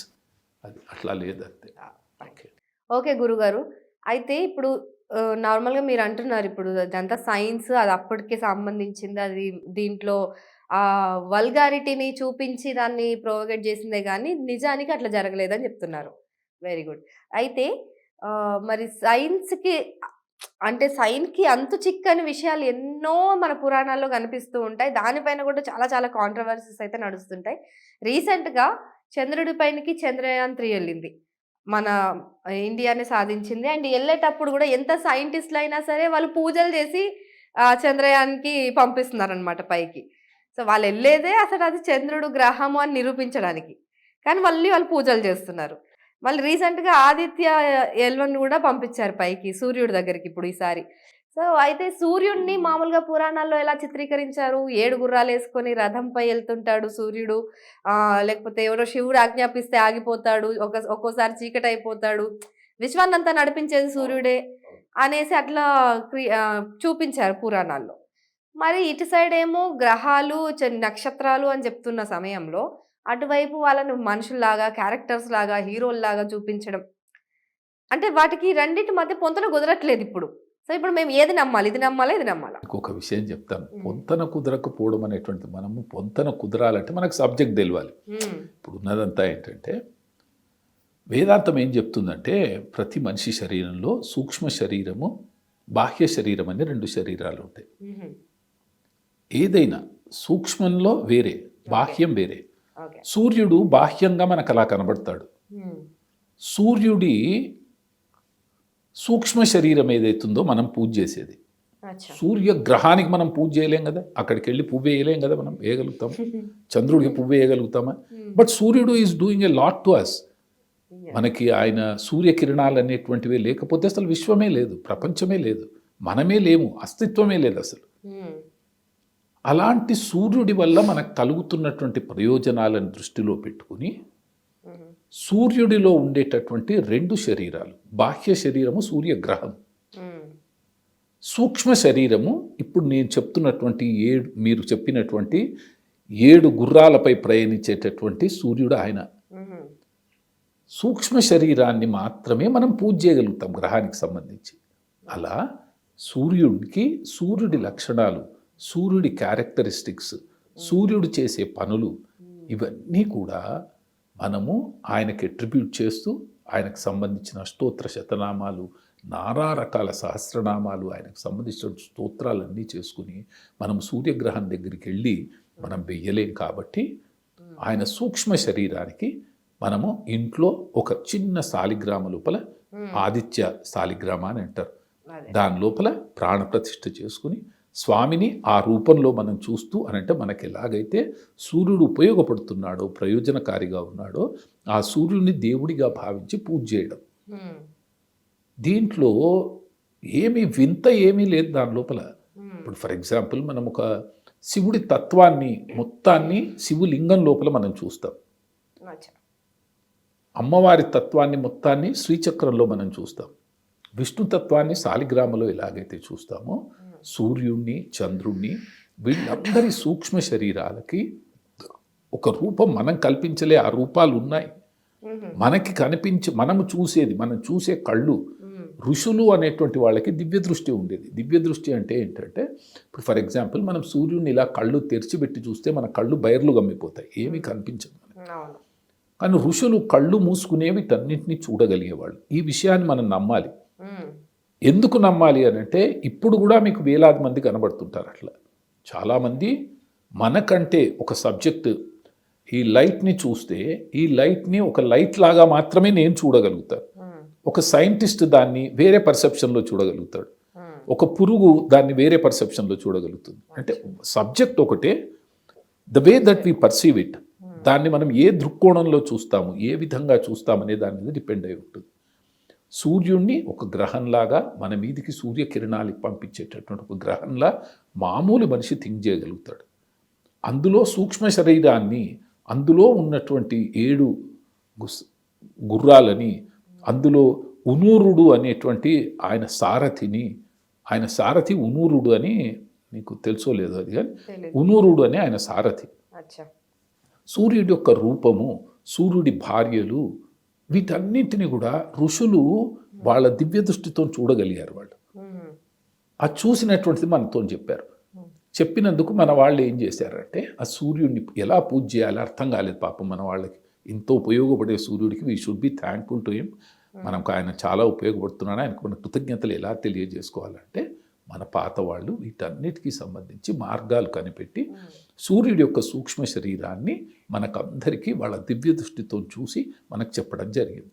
అవి పురాణ ఇతిహాసాల్లో కథల్లాగా, స్టోరీలాగా రావడం జరిగింది అన్నట్టు. అయితే ఇది ఒక రకంగా. ఇలా ఇది నాకు తెలిసింది చెప్తున్నాను నేను. నాకు తెలిసింది చాలా కొంచెం. మీరు ఈ విషయం గురించి తెలుసుకోవాలనుకోండి, నేను ఎప్పుడైనా ఇదేనంటానమ్మా. ఏంటంటే నాకు అన్ని విషయాలు తెలుసు అనుకుంటే నా అజ్ఞానం అది, దాన్ని మించి ఇంకేం లేదు. ఏ సబ్జెక్ట్లో దానికి ఎక్స్పర్ట్ ఉంటాడు. ఇప్పుడు ఫర్ ఎగ్జాంపుల్ మనకు న్యూట్రిషన్ సరిగ్గా లేకుంటే న్యూట్రిషన్ దగ్గరికి వెళ్తాము, మనకు కిడ్నీ సరిగ్గా లేకుంటే నెఫ్రాలజిస్ట్ దగ్గరికి వెళ్తాము. అలాగే దీనికి సంబంధించిన సబ్జెక్ట్ గురించి మీరు తెలుసుకోవాలంటే మన దగ్గర 6 రకాల మతాలు ఉండేవి కాలంలో. షణ్మతాచ, ఈ 6 రకాల మతాలు. మతం అంటే సనాతన ధర్మంలో ఉన్నటువంటి మతాలు. ఆదిత్య సూర్యుడినే భగవంతుడిలాగా సర్వే సర్వోహంగా భావించి పూజ చేసేవాళ్ళు, వాళ్ళని సూర్య ఆరాధకులు. గణపతినే సర్వస్వమని పూజించే వాళ్ళని గాణపత్యులని, అమ్మవారిని సర్వస్వమని నమ్మే వాళ్ళని శాక్తేయులని, శివుడు సర్వస్వం అనే వాళ్ళని శైవులని, విష్ణువుని సర్వస్వం అనుకునే వాళ్ళు విష్ణువుని అని, సుబ్రహ్మణ్య స్వామిని పూజ చేసేటటువంటి వాళ్ళు, ఇలా 6 రకాల మతాలు ఉండేవి. నేను మీతో ఏం సజెస్ట్ చేస్తున్నానంటే నిజంగా మీరు చిన్న పిల్లలు, మీరు మీ జ్ఞానం తెలుసుకోవాలనే తాపత్రయము, మీరు తెలుసుకుంది 10 మందికి తెలపాలనేటువంటి ఒక సదుద్దేశంతో మీరు నాతో ఇంటర్వ్యూ చేస్తున్నారు. అంటే నాకు తెలిసిన జ్ఞానం సరిపోలేదు కాబట్టి నేను మీతో చెప్తున్నాను. ఈ ఆదిత్యానికి సంబంధించినటువంటి పూజ చేసే వాళ్ళ పేర్లు నేను మీకు సజెస్ట్ చేస్తాను. దాంట్లో ఋషులు లాంటి వాళ్ళు ఉన్నారు, ఇప్పుడు కూడా ఈ రోజుకి ఉన్నారు. అలాంటి వాళ్ళని మీరు ఇంటర్వ్యూ చేయండి, నిజంగా రియల్ సబ్జెక్ట్ మీకు బయటకు వస్తుంది. 10 మందికి చెప్పిన వాళ్ళు అవుతారు. నిజంగా దానివల్ల హిందూ ధర్మానికి, సనాతన ధర్మానికి మీరు ఒక గొప్ప సేవ చేసిన వాళ్ళు అవుతారు. మీరు నిజంగా అలాంటి వాళ్ళ పేర్లు నేను మీకు సజెస్ట్ చేస్తాను. వాళ్ళ దగ్గరికి వెళ్ళండి. మీరు దీని లోపల ఎంత గొప్ప గొప్ప మంత్రాలు ఉన్నాయమ్మా. నేను మాత్రం ప్రతినిత్యము, నేను మామూలు శక్తి ఉన్న చాలా చిన్నవాడిని కాబట్టి నేను ఏం చేస్తానంటే సూర్యోపనిషత్తు, సూర్య అథర్వ ఉపనిషత్తు అని ఉంటుంది. ఆ ఉపనిషత్తుతో పారాయణం చేసుకుంటూ రోజు నేను సూర్యుడి శాలిగ్రామకి అభిషేకం చేసుకుంటాను, అన్ని దేవుళ్ళతో కలిపి. ఆ జ్ఞానంతో నేను మీకు కొంచెం చెప్పగలుగుతాను. కానీ సూర్యోపనిషత్తే కాకుండా అరుణ పారాయణం చేసేవాళ్ళు ఉన్నారు. అరుణ పారాయణం చేసే వాళ్ళకి దీనికంటే ఎక్కువ జ్ఞానం ఉంటుంది. వాళ్ళని మీరు కాంటాక్ట్ చేయండి ప్లీజ్. నేను మీకు ఇప్పుడు చెప్తున్న చంద్రుడికి సంబంధించినటువంటి సబ్జెక్టు, ఇవన్నీ ఎంత చిన్న చిన్న విషయాలంటే తెలియని వాళ్ళకి. ఇప్పుడు చెస్ ఆడడం రాదనుకోండి మనకి, ఆ కాయిన్స్ దగ్గరికి పోతే ఏ కాయిన్ ఎట్లా మూవ్ చేయాలనో తెలియకుండా ఎట్లా అయితే మనము చూస్తే నేర్చుకుంటే నథింగ్, అది నేర్చుకోకపోతే అది ఒక సముద్రంలాగా కనబడుతుంది. అలాగే నేను అనేది ఏంటంటే మనకి తెలియదు కాబట్టి తెలుసుకునే ప్రయత్నం చేస్తాం. మీరైనా నేనైనా ఖచ్చితంగా తెలుసుకునే ప్రయత్నం చేస్తే సనాతన ధర్మం యొక్క డెప్త్, దాని లోపల ఉన్నటువంటి గాంభీర్యం, దాని లోపల ఉన్నటువంటి నాలెడ్జ్ మనకు బయటపడుతుంది. ఎన్ని తరతరాలు మారినా, యుగాలు మారినా ఈ జ్ఞానం అనంతం. ఇది నాకున్న చిన్న జ్ఞానంతో చెప్తున్నాను, నాకున్న చిన్న అనుభవంతో. అయ్యప్ప అనే ఒక దేవుణ్ణి పట్టుకుని నేను నా జీవితాన్ని గడుపుతుంటే నా జీవితం యొక్క పరమార్థం నాకు తెలిసిపోయింది. అంతే, ఏంటి నిజమనేటువంటిది నాకు తెలిసింది. ఇది నేను మీకు చెప్పినా అర్థం కాదు. కారణం ఏంటంటే కొన్ని విషయాలు అనుభవిస్తేనే తెలుస్తాయి. ఇప్పుడు నా కొడుకు వచ్చి నన్ను కౌగిలించుకుంటే నాకు ఎక్కడ లేని ఆనందం కలుగుతుంది. అదే వేరే పిల్లాడిని కౌగిలించుకుంటే అంత ఆనందం కలగదు. వాడంటే కోపం కాదు నాకు, వీడంటే అది ఏంటి అది తెలీదు, అలాంటి భావన వస్తుంది. అంటే నా కొడుకు అంటే నా కొడుకు అని కాదు, నేను చెప్తున్నాను భావనలు. అంటే నా భావన ఏంటంటే చెప్పదలుచుకుంది, జ్ఞానం అనేటువంటిది మన దగ్గరికి వచ్చేస్తే విపరీతమైన ఆనందం ఉంటుంది. ఆ ఆనందము అనుభవిస్తేనే తెలుస్తుంది, చెప్తే తెలియదు. ప్రపంచంలో జ్ఞానం సంపాదించవచ్చు, భక్తి సంపాదించడం చాలా కష్టం. నాలెడ్జ్ కానీ, మంత్రాలు కానీ, వేదాలు కానీ అన్నీ నేర్చుకోవచ్చు, భక్తి మాత్రం అనుభవిస్తేనే తెలుస్తుంది. ఈ భక్తి నేను మహాభక్తుడిని అని చెప్పట్లేదు, నాకు అందిన కొంచెమంత భక్తిలో నా జీవితం యొక్క పరమార్థాన్ని నేను తెలుసుకోగలిగాను. అందరూ తెలుసుకోవాలనేదే నా తాపత్రయం. తెలుసుకోవాలంటే మంచి గురువులు కావాలి. ఆదిత్యం గురించి తెలుసుకోవాలంటే ఆయన దగ్గరికి వెళ్ళండి, బ్రహ్మాండంగా చెప్పేవాళ్ళు ఉన్నారు, మహాజ్ఞానులు ఉన్నారు. నేను మీకు నా అదృష్టం ఏంటంటే నాకు ఇలాంటి వాళ్ళు చాలామంది పరిచయం ఉన్నారు. వాళ్ళందరి పేర్లు నేను మీకు సజెస్ట్ చేస్తాను, మీరు ఇంటర్వ్యూస్ కండక్ట్. డెఫినెట్లీ గురుగారు. అండ్ నిజంగానే మీరు అన్నట్టు హిందుత్వంలో అంటేనే చాలా మిస్టీరియస్గా ఉంటుంది. ఎంత తెలుసుకున్నా ఇంకా ఇంకా కొంత తెలుసుకోవడానికి మిగిలే ఉంటుంది. అమ్మ నేను మధ్యలోకి వస్తున్నానని ఏమనుకోకమ్మా. ఏంటంటే మిస్టీరియస్ అనే పదం కాదు, అది మిస్టీరియస్ కాదు, అది ఒక అమృతం లాగా అమ్మ. అది ఇట్ ఈస్ నాట్ మిస్టీరియస్. అది నోటికి తాకే వరకే దాని ఆనందం తెలియదు మనకు. ఒక్కసారి నాలుక మీద సనాతన ధర్మం అనేటువంటి అమృతం యొక్క తత్వాన్ని, ఒక్క బిందువుని మన నోట్లో వేసుకుంటే దాని ఆనందం ఏంటి అనేటువంటిది నేను అనుభవపూర్వకంగా, నాకు తెలిసింది కొంచెమే, ఇంకా తెలిసిన వాళ్ళనే. అందుకనే మన ఋషులకి మునులకి ఏం పేర్లు ఉంటాయమ్మా, సచ్చిదానంద. ఏది చూడండి, ఇప్పుడు ఉన్నటువంటి మఠాధిపతులకి అందరికీ ఆనంద అని పేరు ఉంటుంది. ఆనంద అంటే ఏంటి, హ్యాపీగా ఉండడం, సంతోషంగా ఉండడం. సచ్చిదానంద, సత్ అంటే నిజము, చిత్ అంటే ఎప్పుడు అంటే ఆగిపోంది. సచ్చిదానందం అంటే అలాంటి ఒక ఆనందంలో ఉంటారు ఈ ధర్మం గురించి తెలుసుకుంటే. మంచి డ్యూటీస్ చేస్తూ, you can be a scientist, you can be an anchor, you can be a TV journalist, or you can be anything, but you enjoy everything in your life if you believe in Sanatan Dharma, understand the depth of that. You enjoy the profession that you are doing, whatever it is, whichever profession it is. Okay, చెప్పమ్మా. Nice, super అండి. అయితే ఇప్పుడు మనం topic అంతా ఎక్కడెక్కడికో వెళ్ళిపోయింది ఇంతసేపటి నుంచి. మీరు అయ్యప్ప తత్వం గురించి చెప్తున్నారు. అయ్యప్ప తత్వం నిజంగా హిందూ తత్వం కానివ్వండి, అయ్యప్ప తత్వం సమాజాన్ని సన్మార్గంలోకి నడిపిస్తుందని మీరు బలంగా నమ్ముతున్నారు. అసలు ఎలాంటి నియమాలు పాటిస్తారు అయ్యప్ప తత్వంలో? అయ్యప్ప దీక్ష తీసుకున్నప్పుడు ఆ నియమాలు మన సమాజానికి ఎలా ఉపయోగపడతాయి? లైన్గా చెప్పేసేయండి. అయ్యప్పలో అయ్యప్ప అనగానే దీక్షకి ఎక్కువ ప్రాముఖ్యత ఉంటుంది. అందరి ప్రజల్లో కూడా అది చాలా వ్యాప్తి చెందినటువంటిది. ఇంత దీక్ష యొక్క అంతిమ లక్ష్యం భక్తి. ఇంత దీక్ష చేసి భక్తి లేదనుకోండి, ఈ దీక్ష అంతా వ్యర్థమే. ఈ దీక్ష అంతా చేయడానికి అంతిమంగా రావాల్సిన ఫలితం ఏంటంటే భక్తి, అయ్యప్ప మీద, దేవుడి మీద విశ్వాసం ఒకటి. ఇక మీరు ఇంతకుముందు అన్నారు దీక్షా నియమాలు ఏముంటాయి. దీక్షలో అన్నిటికంటే 3 ఇంపార్టెంట్ నియమాలు ఉంటాయి. 3 కాదు, ఒక 4-5 ఉండొచ్చు, చెప్తాను నేను. ఫస్ట్, ఏకభుక్తం. మనిషి ఒకే ఒక్కసారి తినాలి, డైలీ ఒక్కసారి తినాలి. అవునా? అవును, ఒకేసారి తినాలి. పూటలా తినాలి అని చెప్తుంటారే. ఏకభుక్తం. తర్వాత డీటెయిల్స్ ఎక్స్ప్లెయిన్ చేస్తాను. భూశయనం అంటే భూమి మీద పడుకోవాలి. బ్రహ్మచర్యం. బ్రహ్మచర్యం అంటే ఉట్టి ఆడామగా కాదు, అది కూడా పార్ట్ ఆఫ్ ఇట్. బ్రహ్మచర్యం అంటే బ్రహ్మకి దగ్గరగా చరించడం, అంటే బ్రహ్మానికి, దైవానికి దగ్గరగా బతికే ప్రయత్నం చేయడం బ్రహ్మచర్యం. ఏమేం చెప్పాను మీకు? ఏకభుక్తం, భూషణ్యం, బ్రహ్మచర్యం. ఇక మిగతావి చిన్న చిన్నవి ఏంటనంటే రోజు ఉదయం సాయంత్రము సంధ్యా సమయంలో కల్లా స్నానం చేయడం, భగవంతుణ్ణి ఆరాధించడం, దేవుణ్ణి పూజ చేసుకోవడం, అసత్యం, ఒక్క అబద్ధం కూడా మాట్లాడకూడదు. ఒక్క సింపుల్ అబద్ధం కూడా, వ్యావహారికమైనటువంటి అబద్ధం కూడా ఆడవద్దు. నా పని వెళ్ళడానికి అవసరమైన అబద్ధం కూడా ఆడకూడదు. నిత్యమే అసాధ్యమేమో ఈ కాలంలో చెప్తున్నాను. అలా అనుకోకండి, అందరూ మా స్వాములంతా యోగులే, మీకు తెలియదేమో. ఇప్పుడు నేను ఈ పీరియడ్లో ఉంటే నాకు ఎలా అలవాటైపోయిందంటే అసలు మామూలుగా కూడా అబద్ధం ఆడను. ఇప్పుడు నేను దీక్షలో లేకున్నా అవసరం పడదు అసలు. అది అలవాటయ్యే వరకే కష్టం. ఒక్కసారి సత్యం మాట్లాడడం అలవాటైపోతే ఈ 40 రోజులు దీక్ష చేసిన తర్వాత ఆ తర్వాత అబద్ధం మాట్లాడుతుంటే మన ఆత్మ మనం ప్రశ్నిస్తూ ఉంటుంది. Why are you lying, where is the need మనం క్వశ్చన్ చేస్తూ ఉంటుంది. పోనండి, ఇప్పుడు ఆ టాపిక్ చాలా నేను సామాజిక ఉపయోగం అని గురించి చెప్తున్నాను. అబద్ధం ఆడకూడదు, ఇతరులని ద్వేషించకూడదు. ఎవరినైనా ద్వేషించడం కానీ, తక్కువ చేసి చూడడం కానీ, వీడు అజ్ఞాని, అయ్యప్పనే గొప్ప, మిగతావన్నీ తక్కువ, వాడికి ఏం తెలుసు, ఇలాంటి అహంకారం పనికిరాదు. అందరినీ సరిసమానంగా చూడాలి సమాజంలో. ఆడవాళ్ళని తల్లిలాగా, చెల్లిలాగా, ఇంక్లూడింగ్ ఈ సీజన్లో భార్యని కూడా తల్లిలాగా చూడమని చెప్తారు. భార్యని కూడా తల్లిలాగా చూడమని చెప్తారు ఈ దీక్ష సమయంలో.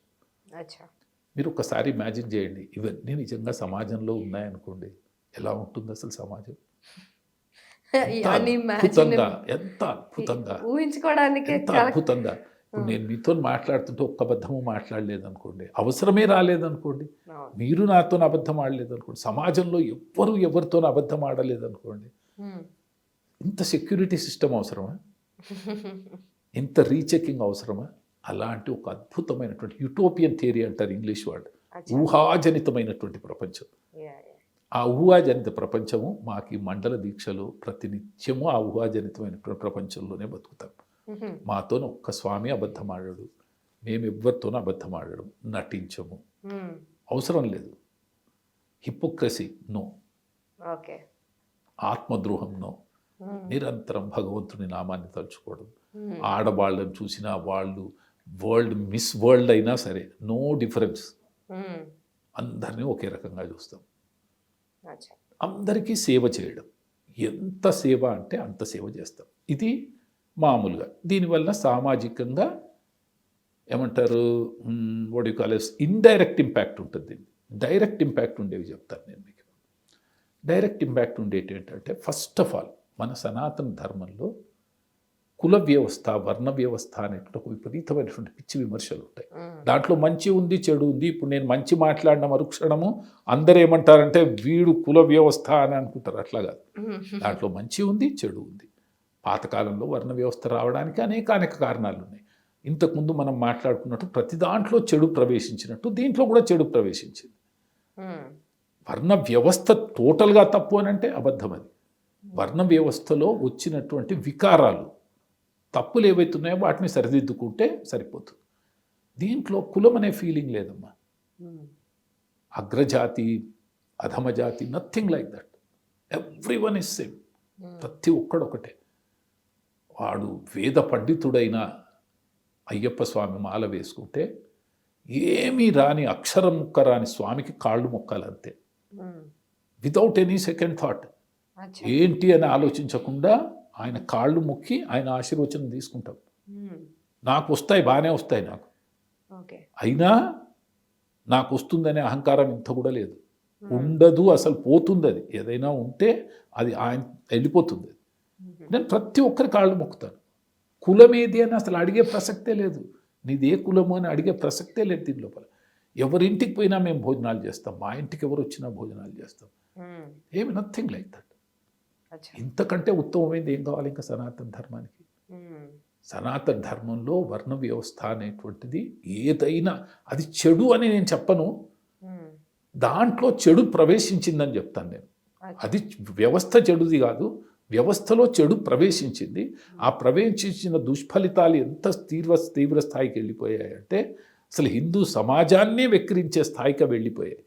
వాటిని ఇప్పుడు మనం తక్కువ చేసుకుంటున్నాం. ఇప్పుడు మళ్ళీ వీళ్ళు ఇంతకుముందు కొంతమంది పేర్లు ఎత్తారు మీరు, వాళ్ళ పని ఏమీ లేదు, వేరే పని ఏం లేదు. వాళ్ళు మేము మారుతున్నాం బాబు అంటే మనల్ని మారనివ్వరు వాళ్ళు. మేము మంచిగా కావాలనుకుంటున్నాం అంటే లేదు మీరు అప్పుడు చెడ్డగా ఉన్నారు కాబట్టి ఇప్పుడు చెడ్డవాళ్లే, ఎప్పుడూ చెడ్డవాళ్లే అని ముద్ర వేసే ప్రయత్నం చేస్తున్నారు. వ్యవస్థ మారుతోంది, సమాజం మారుతోంది, కుల వ్యవస్థ పోతోంది, అందరూ కలిసికట్టుగా పనిచేస్తున్నారు. ఒకరొకరు కావాలనుకుంటున్న ఈ సమాజం మంచి వైపు పోతుంటే కొన్ని దుష్ట శక్తులు దీన్ని ఎలాగైనా వెనకాలకి లాగాలనే ప్రయత్నం చేస్తుంటారు. అయ్యప్ప స్వామి దీక్షలో ఈ కులము అనేటువంటి కాన్సెప్ట్ ఉండదు. చాలా గొప్ప విషయం. ఇక పర్సనాలిటీ, అలాగే ఈ కుల వ్యవస్థ గురించి వచ్చినప్పుడే ఇంకోటి కుల వృత్తులు ఉంటాయి కదా. ఇప్పుడు వర్ణాలు అంటేనే అసలు కులాలు పుట్టిందే వృత్తుల వల్ల. సో మరి ఈ వృత్తులు కొందరు లైక్ ఆ మాల ధరించినప్పుడు కొన్ని నియమాలు ఉంటాయి, మనం మాంసాహారం తినొద్దు అనేదని. కానీ వాళ్ళ వృత్తి జీవనాధారమే మాంసము, లేకపోతే వాటిని కొట్టి అమ్మడం అలాంటివి ఉన్నాయనుకోండి, అప్పుడు వాళ్ళు ఆ దీక్ష అర్హులేనా? 100%. ఏమీ ఆలోచించవలసిన అవసరం లేదు. మన వృత్తి మాంసం అమ్మడం మన వృత్తి అయితే మాంసాన్ని అమ్మొచ్చు, మాంసాన్ని తినొద్దు. ఇది మీకు పురాణాల్లోనే ఒక కథ ఉందమ్మా. కౌశికుడు ధర్మవ్యాధుడు అని ఒక చిన్నప్పుడు మన 4th క్లాస్లోనో 3rd క్లాస్లోనో నేను చదివిన స్టోరీ ఇది. కౌశికుడు ధర్మవ్యాధుడు అని. ధర్మవ్యాధుడు అనేటువంటి వ్యక్తి చాలా పరమభక్తుడు, కానీ వృత్తిపరంగా అతను కటిక కులానికి చెందినటువంటి వాడు, అంటే మాంసాన్ని కొట్టి అమ్మేటటువంటి వాడు. కౌశికుడు అనేవాడు మహాముని. కౌశికుడు అనే మహాముని, ఇంకా నాకు ఆ స్టోరీ ఎగ్జాక్ట్లీ గుర్తుకు రావట్లేదు. కౌశికుడు అనేటువంటి మహాముని వీళ్ళ ఇంటి దగ్గరికి రావడము, ఏదో కోపం వచ్చి ఒక పక్షిని తీక్ష్ణమైనటువంటి దృష్టితో చూస్తే ఆయన శక్తి వలన అది కాలి కింద పడిపోవడము. ఆయన ధర్మవ్యాధుని దగ్గరికి వచ్చి నీ వృత్తి ఏంటి అని ఈయనని కొంచెం అవహేళన చేయడము. ఆయన భార్య మహాపతివ్రత ఉండి ఈయనని ఏదో ప్రశ్నలు అడగడం జరుగుతుంది. అల్టిమేట్గా కౌశికుడికి జ్ఞానం వస్తుంది. ఏమనంటే ధర్మవ్యాధుడి వృత్తి చాలా గొప్పది.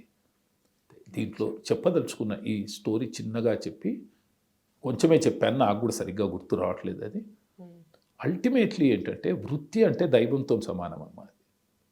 మీరు ఏ వృత్తి చేసినా ఆ వృత్తి దైవంతో సమానం. అది ఫుడ్ పెడుతుంది మనకి రేపటి రోజు. సేవ కూడా చేస్తాం కదా మనము, అని కాదు. నాకు భోజనం పెట్టడము నా వ్యక్తిగతం. అలా కాకుండా ఇప్పుడు మీరు చేస్తున్న దానివల్ల మీరు ఇప్పుడు యాంకర్గానే ఏమంటారు మిమ్మల్ని, ప్రెజెంటర్గా మీరు ఏదైతే నన్ను క్వశ్చన్స్ అడుగుతున్నారో నా వలన ఏదైనా ఇంతంత జ్ఞానం, ఒక 0.01% జ్ఞానం ఏదైనా ఉంటే అది 10 మందికి పాకుతుంది. You are doing service to the society in addition to making your own money too. So what I mean by saying this is, ఏ వృత్తి అయినా 10 మందికి ఉపయోగపడేదే వృత్తి. ఆ వృత్తి దైవంతో సమానం. కాబట్టి ఆ వృత్తి పట్ల ఏమాత్రం ఏవగింపు కలిగినా, నేను చిన్నవాడిని, నా వృత్తి ఇది, నేను దీక్ష చాలా భ్రమ అది. బార్ షాప్ ఓనర్ ఉంటే నువ్వు అమ్మితే అమ్ము, కానీ నువ్వు తాగకు. అది వృత్తి అంటే. అది అయితే ఇప్పుడు బార్ షాప్ ఓనర్ని నేను పోలవట్లేదు, ఎందుకంటే ఇప్పుడు వచ్చిన డ్రింక్స్ కరెక్ట్ డ్రింక్స్ కాదు. మన పాత వాళ్ళు పాపం తాటికల్లు, ఈతకల్లు, జీడికల్లు ఇలాంటివి తాగేవాడు. దానివలన శరీరం అంతా చెడిపోకపోయేది. ఈ మధ్య అంతా పిచ్చిగా ఏవేవో బయట దేశాల నుంచి తెచ్చుకున్నటువంటి ఆ డ్రింక్స్ తాగుతున్నారు. కాబట్టి I don't much support that. But still bar owner can very well take up the deeksha, but he is not suppose to drink. That is what it is. వృత్తి ఆల్వేస్ పరమ పవిత్రమైనది. వృత్తి ఏదైనా దానికి చేతులు ఎత్తి ముక్కి మన పని మనం చేసుకోవాలి. కాబట్టి అది ఆలోచన లేదు. Okay, fantastic. ఇంకా ఈ టాపిక్లోకి దేంట్లో నుంచి వస్తూ ఆగాం మనం. అదే నియమాలు, ఏకభుక్తం ఇవన్నీ చెప్తున్నారు. ఏకభుక్తం, భూషైనం, బ్రహ్మచర్యం, ఈ 3 బేసిక్ థంబ్ రూల్స్ అన్నమాట. ఇవి కాకుండా మనము ఉదయము సాయంత్రము చన్నీటితో స్నానం చేయాలి. చలికాలంలో చన్నీటితో స్నానం చేయాలి. తల మీది నుంచి స్నానం చేయాలి. ప్లస్ సెంట్లు, వాసనలు 10 మందిని అట్రాక్ట్ చేయగలిగేటట్టు మనకు మనం తయారు కావద్దు. గడ్డం చేసుకోవడం కానీ, వెంట్రుకలు కట్ చేసుకోవడం కానీ, గోళ్ళు తీసుకోవడం కానీ ఇలాంటివన్నీ చేయకూడదు. ఎందుకని? కారణం ఏంటంటే, ఇది పాతకాలంలో ఎందుకు చెప్పారంటే అట్రాక్ట్గా కనబడుద్దని. నా అందం మీద, శారీరకమైనటువంటి అందం మీద మనకి మోజు ఉండొద్దు, వ్యామోహం ఉండొద్దు. నేను అందంగా కనబడాలి, చూడంగానే అందరికీ అట్రాక్టివ్, అట్లాంటి భావన ఉండొద్దు. అందుకని ఇంకా ఎలా ఉన్నామో అలా ప్రకృతి ఎలా ఇచ్చిందో మనకి అలాగే కంటిన్యూ కావాలి. ఇంకేదో చెప్పులు వేసుకోవద్దు. ఇవన్నీ ప్రకృతితో మమేకం కావడానికి చెప్పినవే తప్పితే ఇంకోటి ఏమి కాదు. ప్రకృతి ఎలా ఉంది, ప్రాకృతికంగా ప్రకృతికి అనుగుణంగా మనం బతకడానికి. ఇంకా ఏంటి, హోటల్స్, ఏకభుక్తం, భూషైనం, బ్రహ్మచర్యం అని చెప్పాను. గడ్డము, షేవింగ్ ఇవి చేసుకోకపోవడము, గోళ్ళు కట్ చేసుకోకపోవడము, అన్నిటికంటే ఇతరుల గురించి చెడుగా ఆలోచించకపోవడము, ఆడవాళ్ళని తల్లిలాగా చెల్లిలాగా చూడడము, ఇలాంటివి. ఇంకా చాలా నియమాలు వన్ ఆఫ్టర్. ఇంకా కొన్ని ఏమో యాడ్ చేశారు, చాలా మంచివి యాడ్ చేశారు పాపము. ఇవన్నీ దాంట్లో శాస్త్రంలో ఉన్నాయి 3. నేను చెప్తున్నాను కదా, ఏమంటారు, ఏకభుక్తం, భూషైనం, బ్రహ్మచర్యం, ఈ 3 తప్పకుండా ఫాలో కావాల్సింది. మిగతావన్నీ యాడెడ్ థింగ్స్, గుడ్ థింగ్స్, మంచి థింగ్స్ యాడ్ చేశారు కాబట్టి దట్స్ నథింగ్ రాంగ్. వాటిని ఫాలో అవడం. అదే నేను అడగబోతున్నాను. సామాజికంగా ఉపయోగం గురించి చెప్తున్నాను కదా. ఉన్నతమైనటువంటి వ్యక్తిత్వం కలిగినటువంటి మనుషులు తయారవుతారమ్మా అని అంటే, ఈ కాలంలో మాట్లాడితే చిన్న పిల్లలకి ఆటిజం ఉందని ఎప్పుడు చూడండి ఇదే కంప్లైంట్స్. వాళ్ళు సెల్ ఫోన్ పట్టుకొని వదలట్లేదు, టీవీని పట్టుకొని వదలట్లేదు, అన్ని ఇలాంటి కంప్లైంట్స్ పిల్లల దగ్గర వస్తుంటాయి మనకి. యంగర్ జనరేషన్ కానీ, మాలాంటి జనరేషన్ కానీ వాట్సాప్లు చూసుకోవడము, యూట్యూబ్లు చూసుకోవడం, వీటితోనే టైం స్పెండ్ చేస్తాం. కాబట్టి మనిషికి మానవ సంబంధాలు అనేటువంటివి బాగా దెబ్బతింటున్నాయి ఇప్పుడు. ఈ మానవ సంబంధాలని పెంచడానికి అయ్యప్ప దీక్ష కంటే ఉత్తమమైనటువంటి వైద్యం ఇంకొకటి లేదు. అయ్యప్పలు ఎవరికో మనకు అసలు తెలియదు. మాల వేసుకున్నప్పుడే పరిచయం అవుతాం. అయిన తర్వాత ఎంత ఆప్యాయతతోని, ఎంత ప్రేమతోని, కొత్త మనిషితోని కమ్యూనికేషన్ స్కిల్స్ పెరుగుతాయి మనకి. కొత్త వ్యక్తులతో ఎలా మాట్లాడాలి, 10 మంది మధ్యలో ఉన్నప్పుడు మనం ఎలా మెలగాలి, టీం వర్క్ ఎలా చేయాలి, ఇవన్నీ దాని లోపల అంటే ఇండైరెక్ట్గా లెర్నింగ్ అన్నట్టు. This is not a formal teaching like ఒక షాక్ పీసు బోర్డు పెట్టుకుని నేర్పించడం కానీ, దీనికి రూల్స్ ఉన్నాయని అన్నీ అద్భుతంగా ఉంటాయి. ఎన్ని మీరు చెప్పిన దాన్ని చూస్తే నిజంగా ఆరోగ్యం అంతా అన్ని నియమాలు, అంత పొద్దున్నే లేచి అలా డైట్. మన దగ్గర శాస్త్రం ఏం చెప్తుంటే, ఏకభుక్తే మహాయోగి, విభుక్తే మహాభోగి, త్రిభుక్తే మహారోగి అని చెప్తారు మన దగ్గర. ఇప్పుడు మారిపోయింది శాస్త్రం. ఒక్కసారి భోజనం ఇక్కడ అదే ఉంది. ఇప్పుడు మీరు ఇప్పుడు చూస్తే కూడా అంటే నేను ఇవన్నీ విమర్శ, సైన్స్ ఇవాళ రేపు ఏం చెప్తుంది, ఎసిడిటీ పెరుగుతుంది కాబట్టి 5 సార్లు చిన్న చిన్న పార్ట్స్లో తినమని చెప్తూ ఉంటుంది. బట్ ఇది science. I don't no which is right. ఇప్పుడు నేనున్నాను ఏకభుక్తము, నాకేం గ్యాస్ లేదే, ఎసిడిటీ లేదే, I'm good, I'm doing good. నాకేమి ఇప్పుడు మీరు ఇచ్చిన కూల్ డ్రింక్ అదే జ్యూస్ ఏదైతుందో అది ఎక్స్ట్రా ఫుడ్, నాకు అడిషనల్ ఫుడ్ అన్నట్టు ఏం కావట్లేదు నాకు.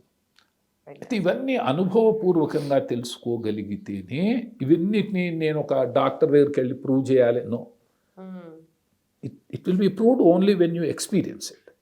So experience is the only thing that you can learn through this. Okay, ఏదైనా అమ్మా ఒక్కటి చెప్తున్నాను ఏంటంటే, అయ్యప్ప దీక్షలో నాకు కనబడింది, నా లోపల వచ్చిన మార్పు ఏంటంటే, ఏమంటారు, గ్రౌండెడ్గా ఉంటాం మనం. అయ్యప్ప దగ్గరికి వెళ్ళినప్పుడు ఎంత కష్టం ఉంటుందంటే శబరిమలలో సామాన్యమైన కష్టాలు కావు. ఆ రష్ కానీ, ఆ హడావిడి, అసలు ఏ విధమైనటువంటి కన్వీనియన్స్ ఉండదు అక్కడ. తల మీద ఓ 2-3 కిలోల భారం వేసుకుని అంతంత దూరం నడుస్తూ అడవుల్లో పడి కష్టాలు పడి, ఆ కష్టాలు పడ్డ తర్వాత ఈ ప్రపంచంలోకి వస్తే ఏది కష్టం అనిపించదు. ఒక్కసారి ఎంత హార్డ్షిప్స్ని ఫేస్ చేస్తామంటే ఆ హార్డ్షిప్స్ చూసిన తర్వాత ఎవడైనా అవును, మా మమ్మీ కూడా రీసెంట్గా ఒక మాట అన్నారు. మా అమ్మ ఏంటంటే, నార్మల్గా ఏదో దెబ్బ తాకి ఒకటే పెయిన్ వస్తుంది నాకు, అమ్మ ఒకటే చైన్ వస్తుంది నొస్తుంది పొద్దుటి నుంచి అట్లా చెప్తుంటే ఆవిడ ఒక మాట అన్నారు, చాలా భలే అనిపించింది అనమాట. ఒక పిల్లని గాను ఏ నొప్పి అయినా నీకు తక్కువ అనిపిస్తుంది అనేసి అన్నది అనమాట. నిజమమ్మా, అది ఫ్యాక్ట్. అది అట్లా అంటే ఒక్కసారి ఆ ఎక్స్ట్రీమ్ లెవెల్ ఆఫ్ పెయిన్ అనుభవించేసిన తర్వాత అక్కడ ఉండే ట్రాఫిక్ జామ్స్, అక్కడ ఉండే పబ్లిక్, ఆ రష్, మనిషిలా తాకుతూ అంటే మనకి ఇంకొక వాడికి మధ్యలో ప్లేస్ ఉండదు. స్నానం చేస్తే మేము ఇప్పుడు సెంటెడ్వి వాడొద్దు మేమేమి. సో చెమటల వాసన ఒక రకమైనటువంటిది కాదు, కానీ ప్రతిదీ ఆనందమే అక్కడ. అన్నిటి మధ్యలో వెళ్ళి ఆ అయ్యప్ప స్వామి దర్శనం చేసుకుంటే ఎంత ఆనందంగా ఉంటుంది అంటే అది అనుభవిస్తేనే. ఏదైనా ఇట్లా ప్లేన్ గా వెళ్ళిపోతే మనుషులకి అంత ఆత్మ సంతృప్తి అనిపించదు. ఏదైనా ఆబ్స్టాకల్ వచ్చి దాన్ని ఛేదిస్తేనే కదా ఆనందం. ఎంత అది it's a lesson. People learn to live with hardships and happily two, without any complaints. Dealing అనేది వస్తుంది అన్నమాట. ఎంత గొప్ప విషయం అమ్మ అది. అంటే ఇవన్నీ చెప్తే ఏదో చెప్తున్నారు వీళ్ళు అని అనుకుంటారు. అందుకని నేను అందరితో ఏం చెప్తానంటే, ఊరికే ఉవాచలు లెక్చర్లు అవసరంలే, అనుభవించండి. ఒకసారి దాన్ని ఆ ఆనందాన్ని ఆస్వాదించి చూడండి. ఎంత ఆనందంగా ఉంటుందంటే ఇంకోసారి వద్దనుకున్నా మాల వేసుకుంటారు. ఒక్కసారి మాల వేసుకున్న ఎవరైనా సెకండ్ టైం వేసుకోకుండా ఉండలేరు అసలు. ఎందుకనంటే ఇప్పుడు నాకు ఇన్నేళ్ల నుంచి వెళ్తున్నాను, నన్ను ఎవడో అడిగాడు, అంటే నాది చాలా సీనియర్ని కాబట్టి ఇట్లానే మీలాగనే ఎవరు రిపోర్టర్, ఆ కాలంలో మా కాలంలో తక్కువ ఉండేవాడు, వాళ్ళు అడిగారు ఏం సాధించారు ఇన్ని రోజుల నుంచి అని. ఏం సాధించానంటే కాన్ఫిడెన్స్ సాధించాను, సెల్ఫ్ కాన్ఫిడెన్స్ సాధించాను, దేవుణ్ణి సాధించాను. ఇంకా అంతకంటే ఎక్కువ ఏం కావాలి నాకు? నేను దేవుణ్ణి చూశాను, దేవుణ్ణి అనుభవిస్తున్నాను, ప్రతి క్షణం అనుభవిస్తుంటాను దేవుణ్ణి. అంతకంటే ఆనందం ఏం కావాలి? Plus stress buster. అసలు స్ట్రెస్ అనేదే ఉండదు. కారణం ఏంటంటే we believe in God. We think that whatever he does for us is always for good of us. ఒక్కసారి ఆ భావన వచ్చిందని, కర్మణ్యేవాధికారిష్యమా ఫలేషు కదాచన, as said in Bhagavad Gita. You do your duty, result is in the hands of God. ఎంత beautiful philosophy. అంతకంటే ఆనందం ఏం కావాలి? అంతకంటే సంతోషం ఏం కావాలి? So I enjoyed every bit of it. I invite everyone to participate in this.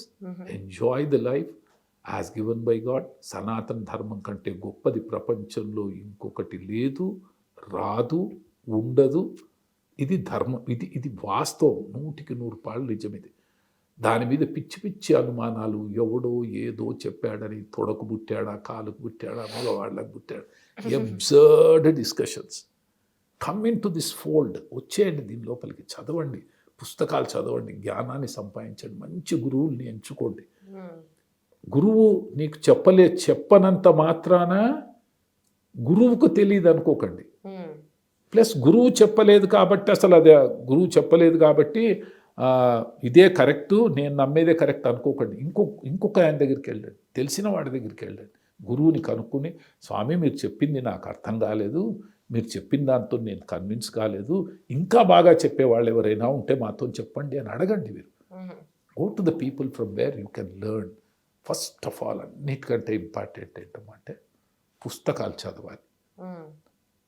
చదవకుండా పిచ్చి మాటలు మాట్లాడు, చదవండి.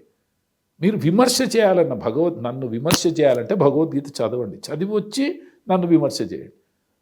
కానీ చదవకుండా విమర్శ చేయకండి. అందరూ మంచిగా చదివి జ్ఞానం సంపాదించుకొని మంచి గురువుల దగ్గర ఉండి ప్రశాంతమైన హాయిగా జీవితాన్ని గడపండి. ఈ దేశం ఇప్పుడు అనుకోకుండా మన దేశము అభ్యున్నతిని పొందడానికి ఇట్లా పరిగెత్తుతోంది. ఇప్పుడే దేశంలో మార్పులు వస్తున్నాయి, యూత్ అంతా అట్రాక్ట్ అవుతున్నారు, they are self confidence oozing in every one now. ఈ టైంలో పిచ్చి పిచ్చి చర్చలు పెట్టుకుని పిచ్చి పిచ్చి మాటలు మాట్లాడుకుంటూ కూర్చోకుండా దేశ అభివృద్ధి కోసం, సమాజ అభివృద్ధి కోసం, స్వీయ అభివృద్ధి కోసం అందరూ సనాతన ధర్మాన్ని పాటిస్తూ ముందుకు వెళ్ళండి. ఏ మతమైనా మనకి ఆశ చూపెట్టేవే తప్పితే మన మతంలో ఉన్న ఆనందం మనకి ఇంకెక్కడా దొరకదు. ఎవరిని నేను విమర్శ చేయట్లేదు. నువ్వు ఏ మతంలో పుడితే అదే మతము. If you are a Christian, be a Christian. I don't ask you to come into Sanatan Dharma's fold. In the same fashion I ask all Sanatan Dharma followers also not to go into other religion. There is no need. If you have some kind of మీకు అక్కడ knowledge ఉంది అనుకుంటే అక్కడే ఉండండి, ఇక్కడ knowledge ఉందంటే ఇక్కడే ఉండండి. అది దట్స్ ఇట్. అయితే గురుగారు, రాజ్యాంగం ప్రకారం మత మార్పిడి లేకపోతే నచ్చిన మతంలో ఉండడం అనేది న్యాయబద్ధం. మరి మత మార్పిడి వల్ల ఈ సనాతన ధర్మానికి చాలా మంది దూరం అయిపోతున్నారు అని కొంతమంది, లేకపోతే కొంతమంది మా మతంలో ఎందుకు ఉండనివ్వట్లేదు, ఎందుకు హిందువులు ఇంత రెచ్చగొడుతున్నారు, లేకపోతే ఏదో ఉద్యమాలు ఎందుకు చేస్తున్నారు, మత మార్పిడి ఆపేయాలని ఎందుకు కొట్లాడుతున్నారు అనేది పెద్ద చర్చ నడుస్తుంది. ఇప్పుడు దాని మీద మీ సమాధానం? ఒక్కటి ఏంటంటే, ఏ మతంలో ఉన్నవాళ్ళు ఆ మతంలో ఉండడం తప్పులేదు.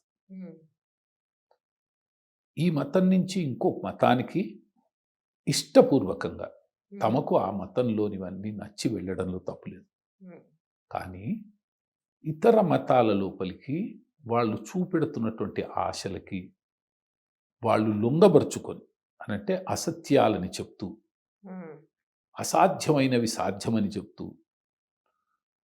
వాళ్ళకి డబ్బుల లాంటివి ఇతరత్రా అనేక రకాల ఆశలు చూపుతూ మార్పించుకోవడం అనేటువంటిది చట్టబద్ధంగా నిషిద్ధం. అది conversion is okay, but conversion కోసం ప్రలోభాలకి లొంగజేయడం అనేటువంటిది చట్టబద్ధంగా లోపం. అది చట్టబద్ధంగా తప్పు.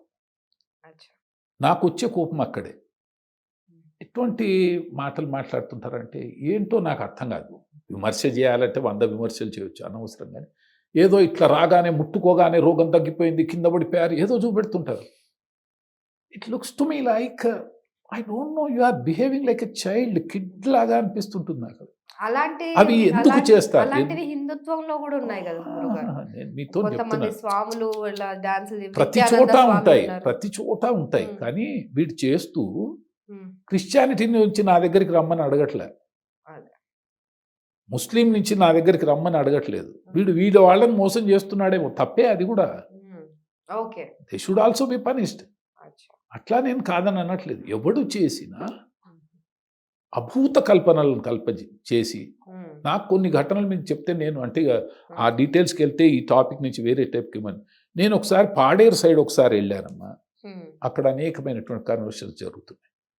ఏంటి అనేటువంటిది కారణం అనుకుంటే అక్కడ ఎవడో చెప్పాడట, మా మతానికి మారితే ఇప్పుడు ప్రవహిస్తున్నటువంటి వాగేదైతే ఉందో అది మొత్తం బంగారం అయిపోతుంది. నేను అబద్ధం చెప్పట్లే మీతో, ఐఎమ్ నాట్ లయింగ్. ఫ్యాక్ట్ ఆ ట్రైబల్స్ దగ్గర నుంచి నాకు వచ్చిన ఇన్ఫర్మేషన్ చెప్తున్నా. దీంట్లో ఉన్న రాళ్ళన్నీ రత్నాలు అయిపోతాయి, మీరు ఇంకా ఇదైపోతారు అదైపోతారు. వాళ్ళు నమ్మారు పాపం. ఎందుకనంటే బీదరికము, గతి లేకుండా బతకడము, తినడానికి కష్టపడినటువంటి పరిస్థితుల్లో ఇలాంటి అబద్ధాలు కూడా మంచిగానే అనిపిస్తాయి. ఇప్పుడు ఫర్ ఎగ్జాంపుల్ ఒక వ్యక్తికి క్యాన్సర్ లాంటి ఒక రోగం వచ్చింది. క్యాన్సర్ అన్క్యూరబుల్ అని కాదు, అన్క్యూరబుల్ డిసీజ్ ఒకటి వచ్చింది అనుకో. అన్క్యూరబుల్ డిసీజ్ వచ్చినప్పుడల్లా దీంట్లో మాకు పరిష్కారాలు ఉన్నాయి, మంత్రాల ద్వారా మీకు తక్కువ చేస్తామంటే పాపం ఈ పేషెంట్ ఏమనుకుంటాడంటే తగ్గుతుందో ఏమో, ఒకసారి పోయి ట్రై చేద్దాం, వాట్స్ రాంగ్ ఇన్ ఇట్, ఏ పుట్టలో ఏ పాముందో అనుకుంటాడు. తప్పేమన్నా ఉందా దాని లోపల? లేదు పాపం. బికాస్ వీడు బాధపడుతున్నవాడు, వాడి నొప్పి వాడికి తెలుసు. ఆ నొప్పిలో ఎక్కడో ఏదో ఒక చోట ఏదో ఒక సొల్యూషన్ దొరుకుతుందేమో అనే తపన లోపల వీళ్ళు అక్కడికి వెళ్తారు. దానికంటే ఇది భ్రమ అమ్మ. నేను ఒక్కటి చెప్తున్నాను ఏంటంటే ఇది భ్రమ. మనకి మా స్వాములందరికీ నేను ఎప్పుడు చెప్తుంటాను, ఎవరి ద్వారానో పూజలు చేయించుకోకండి, మీకు మీరుగా మొరబెట్టుకోండి. నాకు ఇప్పుడు ₹1 కోటి అప్పయ్యాది అనుకోనమ్మా, నేను ఎవరి ద్వారానో పోయి నాకు అది చేయించు ఇది చేయించు అని అడిగితే దానికి ఇంకో 1,00,000 ఖర్చు అవుతుంది. 1 crore + 1 lakh అడిషనల్ లోన్. దానికి బదులు నువ్వు దేవుడికి మొక్కుకొని భగవంతుడా నీకొచ్చిన భాషలు స్వామి నా కష్టం ఇది, నా కష్టాన్ని తీర్చు, నువ్వు తప్పితే నాకు వేరే మార్గం లేదు, అన్యథా శరణం నాస్తి త్వమేవ శరణం మమ. శరణాగతి, ఆయన కాళ్ళ మీద పడు, నీ సమస్య తీరితే ఇలాగైనా తిరుగుతుంది, అలా తీరాలని ఏం లేదు. మతం మారినంత మాత్రాన తీరనే గలిగితే అసలు ఇవాళ ఈ మతంలో కానీ ఇంకో మతంలో కానీ ఎవరు ఉంటారు? అన్ని అబద్ధాలు. ఏ మతం వాడు చెప్పినా అన్ని అబద్ధాలే. ఇవన్నీ పిచ్చి భ్రమలు. కానీ అట్రాక్ట్ అవుతారు జనం. ఏం చేస్తారు? ఉగ్రవాదాన్ని ప్రోత్సహిస్తూ మతం కోసం మనిషి ప్రాణాలు తీస్తూ దానికి జిహాద్ అది ఇది అని పేరు మీకు వాటికి నేను ఎలా చెప్పాలి అంటే, నేను దానికి ఒక రోజు స్పెషల్ ఇంటర్వ్యూ పెట్టాను. ఎందుకంటే నేను వేగ్గా కాదు, నేను ఖురాన్ 3 సార్లు చదివానమ్మా, సంపూర్ణంగా 3 టైమ్స్ చదివాను. 3 టైమ్స్ ఎందుకు, ఇప్పుడు ఆ టాపిక్ నేను ఇప్పుడు మాట్లాడాను, కానీ ఖురాన్ 3 టైమ్స్ చదివాను నేను. ఖురాన్ 3 టైమ్స్ ఎందుకు చదివాను అని అంటే, దాన్ని అర్థం చేసుకోవడానికి ప్రయత్నం చేశాను. ఎందుకనంటే ఒక గ్రంథం వెంబడి ఇన్ని కోట్ల మంది జనాభా ఉన్నారంటే దాని లోపల ఏదో ఒకటి ఉండాలి, లేనిది ఉండరు. దాంట్లో ఏదో డెప్త్ ఉండాలి, లేనిది ఇంతమంది ఎలా ఫాలో అవుతారు? There should be some sense in that. So I have tried my best to search what is good in that. Yes, I found certain things good and I found many things bad too. ఆ బ్యాడ్కి నేను ఇమ్మీడియట్గా బయట ఎందుకు పడటం లేదనంటే, నేను Arabic లాంగ్వేజ్లో చదవలేదు, అవి ట్రాన్స్లేషన్స్ చదివాను నేను.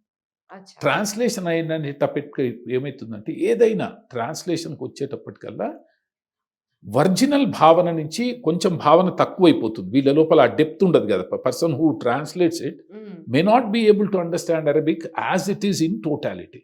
So he might have misrepresented whatever is written in Quran. నా సద్భావనతో నేను అలా అనుకున్నాను. మనం మంచివాళ్ళం కాబట్టి, సనాతన ధర్మీయులు చాలా మంచివాళ్ళు కాబట్టి, వాళ్ళ దాంట్లో మంచే ఉంటుంది అనేటువంటి ఒక విశ్వాసంతో నేను విమర్శ చేయట్లేదు. కారణం ఏంటంటే, నేను సరిగ్గా అర్థం చేసుకోలేదు ఏమో అనేటువంటి ఒక సద్భావనలోనే నేను ఉన్నాను తప్పితే తిట్టట్లేదు. నేను బైబిల్ చదివాను,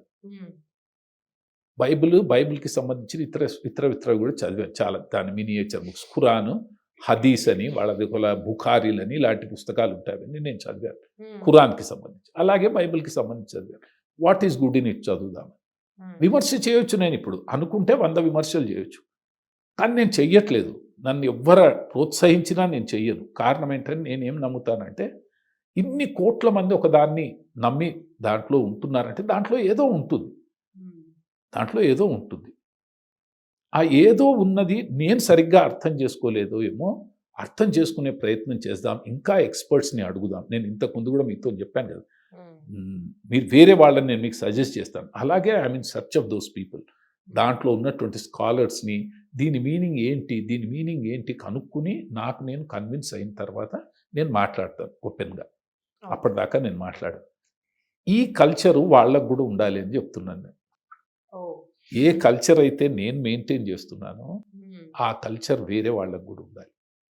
ఆ సంస్కృతి, ఆ జ్ఞానము, ఆ మినిమం మానవత్వం వాళ్ళకు ఉండాలి. భగవద్గీత చదివితే గీతను అర్థం చేసుకునే ప్రయత్నం చేయాలి. వేదాలను చదివితే వేదాలను అర్థం చేసుకునే ప్రయత్నం చేయాలి. నీకు అర్థం కాకుంటే అర్థమైన వాడి దగ్గరికి వెళ్ళి నేర్చుకునే ప్రయత్నం చేయాలి. ఇంతకుముందు మీరు చెప్పారు తొడల నుంచి పుట్టారని. చిల్లరగాళ్ళు, నేను ఈ మాట అనొద్దేమో, చిల్లరగాళ్ళు అన్నట్టు. అసలు ప్రయత్నం ఉండదు. ఇంకా ఏదో చెత్త, యూనివర్సిటీలో ఫ్రీగా స్కాలర్షిప్లు వస్తాయి, కూర్చోవాలి, డిగ్రీలు, అది దాదాగిరి చేస్తారు వాళ్ళు. ఇంకా మేబీ ఇది కట్ చేయాలనేమో, మీరు నాకు తెలియదు అని నేను చెప్తున్నాను. ఏంటంటే, కూర్చోవాలి, డాక్టరేట్లు ఎలా వస్తాయో మాకు తెలుసు, థీసిస్లు ఎలా రాస్తారో మాకు తెలుసు. ఏమీ ఉండదు, సొంతంగా కనిపెట్టింది ఉండదు. అన్నీ అక్కడి నుంచి ఇక్కడి నుంచి గ్యాదర్ చేసి 4 పదాలు రాసి. జస్ట్ ఇమాజిన్ గురువు గారు, ఇప్పుడు ప్రపంచంలో అందరూ, ఇప్పుడు ఉన్న కొంతమంది ఈ హిందుత్వాన్ని, సనాతన ధర్మాన్ని పాటించే వాళ్ళు కూడా అందరూ నాస్తికులు అయిపోయి, లేదంటే ఇతర మతాల్లోకి మారిపోతే అప్పుడు ఎలా ఉండబోతుంది భారతదేశం? What you are thinking? నేను మీతో ఒక మాట చెప్తున్నాను కదా, సనాతనం అని అంటే ఎటర్నల్ అన్నట్టు, ఆల్వేస్ ఉండేది ఏదైతే ఉందో దాన్ని సనాతనం అంటారు. దానికి అంతం లేదంతే. వీళ్ళేంటమ్మా 1000 సంవత్సరాలు మనని కొట్టి తన్ని చంపి మన ఆడవాళ్ళని ఎత్తుకెళ్ళి రేపులు చేసి పిల్లలని చంపేసినటువంటి క్రూరమైనటువంటి జాతి మన మీద చేసినటువంటి హింసని తట్టుకుని కూడా ఈ రోజుకి ఈ దేశంలో 80% మంది మనం ఉన్నామమ్మా. వీళ్ళు ఏం మన ఈ వెంట్రుక కూడా పీకలేరు. నేను చెప్తున్నాను ఎందుకు అనంటే గర్వంతో చెప్పట్లేదు, ఇది నిజం. సనాతన ధర్మం నిజం, మిగతావన్నీ నిజం కావని నేనన్నా, మనంత నిజం కావు. వాళ్ళని విమర్శ చేసే లెవెల్ కూడా కాదు అది. వాళ్ళ గురించి టైం వేస్ట్. సనాతన ధర్మం అనేటువంటి నేను చదివిన సనాతన ధర్మం అల్టిమేట్ జ్ఞానం సంపూర్ణ. ఇప్పుడు నేను మీకు అయ్యప్ప తత్వాన్ని గురించి ఇంకా మీరు అడగలేదు, నేను చెప్తున్నాను. అయ్యప్ప తత్వంలో చెప్తారమ్మా, ఇప్పుడు మేము 40 రోజులు దీక్ష ఎందుకు చేయాలంటే, ఈ 40 రోజులు ఇది చాలా మంచి టాపిక్, ఇది మీరు పెట్టండి. 41 రోజులు ఈ బ్రహ్మచర్యము వీటినన్నింటినీ పాటించిన తర్వాత మనిషికి స్వతహాగా తన మీద తనకి కంట్రోల్ వస్తుంది. ఈ కంట్రోల్ వచ్చిన మరుక్షణము మనం అక్కడ 18 మెట్లను ఉంటాయి. ఆ మెట్ల యొక్క సారాంశాన్ని వింటే జీవిత తత్వం అర్థమైపోతుంది మనకి సింబాలిక్గా. ఫస్ట్ అరిషడ్ వర్గాలు అంటారు. అరి అంటే శత్రువులని, అరి అంటే శత్రువు, షట్ అంటే 6, వర్గాలు అంటే భాగాలు. అంటే ప్రతి మనిషికి తన జీవితంలో పైకి రావాలంటే, తను ఫస్ట్ పైకి రావాలంటే డబ్బులు సంపాదించాలి కూడా, అది కాదు. తనను తాను ఉద్ధరించుకోవాలంటే 6 ఓవర్కమ్ కావాలి. కామ, క్రోధ, లోభ, మోహ, మద, మాత్సర్య. కామం అని అంటే కోరిక అని అంటే ఆడవాడి మీద మగవాడికి ఉన్న కోరిక. అదే చెప్తాను, చిన్న డెఫినేషన్స్ అన్నట్టు ఇవన్నీ. కామం అన్న మరుక్షణము అమ్మో వీడికి కామం చాలా ఎక్కువ అంటారు, పిచ్చి మాటలు అవి. అట్లా కాదు దాని మీనింగ్. అది కామం అని అంటే నాకే కావాలనుకుంటే కామం. ఏ వస్తువుని ఇప్పుడు ఇది చూశాను అనుకోండి, ఇది నాకే కావాలి, ఫస్ట్ నాకు వచ్చేయాలి ఇది అని అనుకున్నాను అనుకోండి, ఇది కామం. పిచ్చి కోరిక అంటే ఆ కోరిక ఎంత అంటే అంధకారం, గుడ్డితనం వచ్చేస్తుంది దాని లోపల. మంచి చెడు ఆలోచించేది లేదు, నాకు కావాల్సింది ఎట్లాగైనా సాధించుకోవాలి అంటే కామం. అది స్త్రీ అవుతుండొచ్చు, స్త్రీకి మగవాడైతుండొచ్చు, మగా స్త్రీలకు ఇద్దరికి కలిపి వస్తువులు అవుతుండొచ్చు, ఈ వస్తువులన్నింటినీ కలిపి ఆనందం అవుతుండొచ్చు. ఎనీథింగ్ దట్ ఈస్ కామం. దాన్ని ఫస్ట్ ఓవర్కమ్ అవుతాం. ఈ కామం అనేటువంటిది వాళ్ళ పెక్యులర్ అమ్మా. ఏంటంటే ఒకదాన్ని మనం సాధించామనుకోండి, మనకి క్రోధం వస్తుంది. నెక్స్ట్ స్టెప్ ఏంటంటే కోపం వస్తుంది. మనతోని సమానంగా ఈ కెమెరా నా దగ్గర ఉంది, ఇంత క్లాస్ కెమెరా ఇంకొకరి దగ్గర ఉంది అనుకోండి, వాడి మీద నాకు కోపం రావడం మొదలవుతుంది. For no reason I have this, but if someone else has this, somehow I get a kind of క్రోధం అనేటువంటి. తర్వాత ఇవి నా దగ్గర, వాడిది నేను లాగేసుకున్నాను అనుకోండి, 2 నా దగ్గరకు వచ్చేసాయి. ఇప్పుడు లోభం వస్తుంది, ఇది నేను ఎవరితో పంచుకోను, నావి నా దగ్గరే ఉండాలి, ఇంకొకడికి ఇస్తే వాడు నాతో సమానమైపోతాడేమో. అట్లా అనుకుని నేను ఎవరికి అన్నీ నా దగ్గరికి వచ్చేస్తాయి. మదము, తర్వాత గర్వం వచ్చేస్తుంది మనిషికి. అన్నీ నా దగ్గరే ఉన్నాయి, నేనే చాలా తీస్మార్ఖాన్ని అని అనుకుంటాను. కామక్రోధ, లోభ, మోహ, మదము, మాత్సర్యము, ఆ తర్వాత ఇంకా అసలు చెప్పలేని స్టేజ్. వీటన్నింటినీ మనం క్రాస్ కావాలి ఒక్కొక్క స్టెప్. ఒకసారి ఫస్ట్ టైం మాల వేసుకున్నప్పుడు కామాన్ని ఓవర్కమ్ అవుతాము, క్రోధాన్ని ఓవర్కమ్ అవుతాము, లోభాన్ని. ఇవన్నీ నేను సింబాలిక్గా చెప్పట్లేదు, ఇవన్నీ జరిగాయి కాబట్టి చెప్తాను. దీన్ని మీరు గర్వం అనుకుంటారు.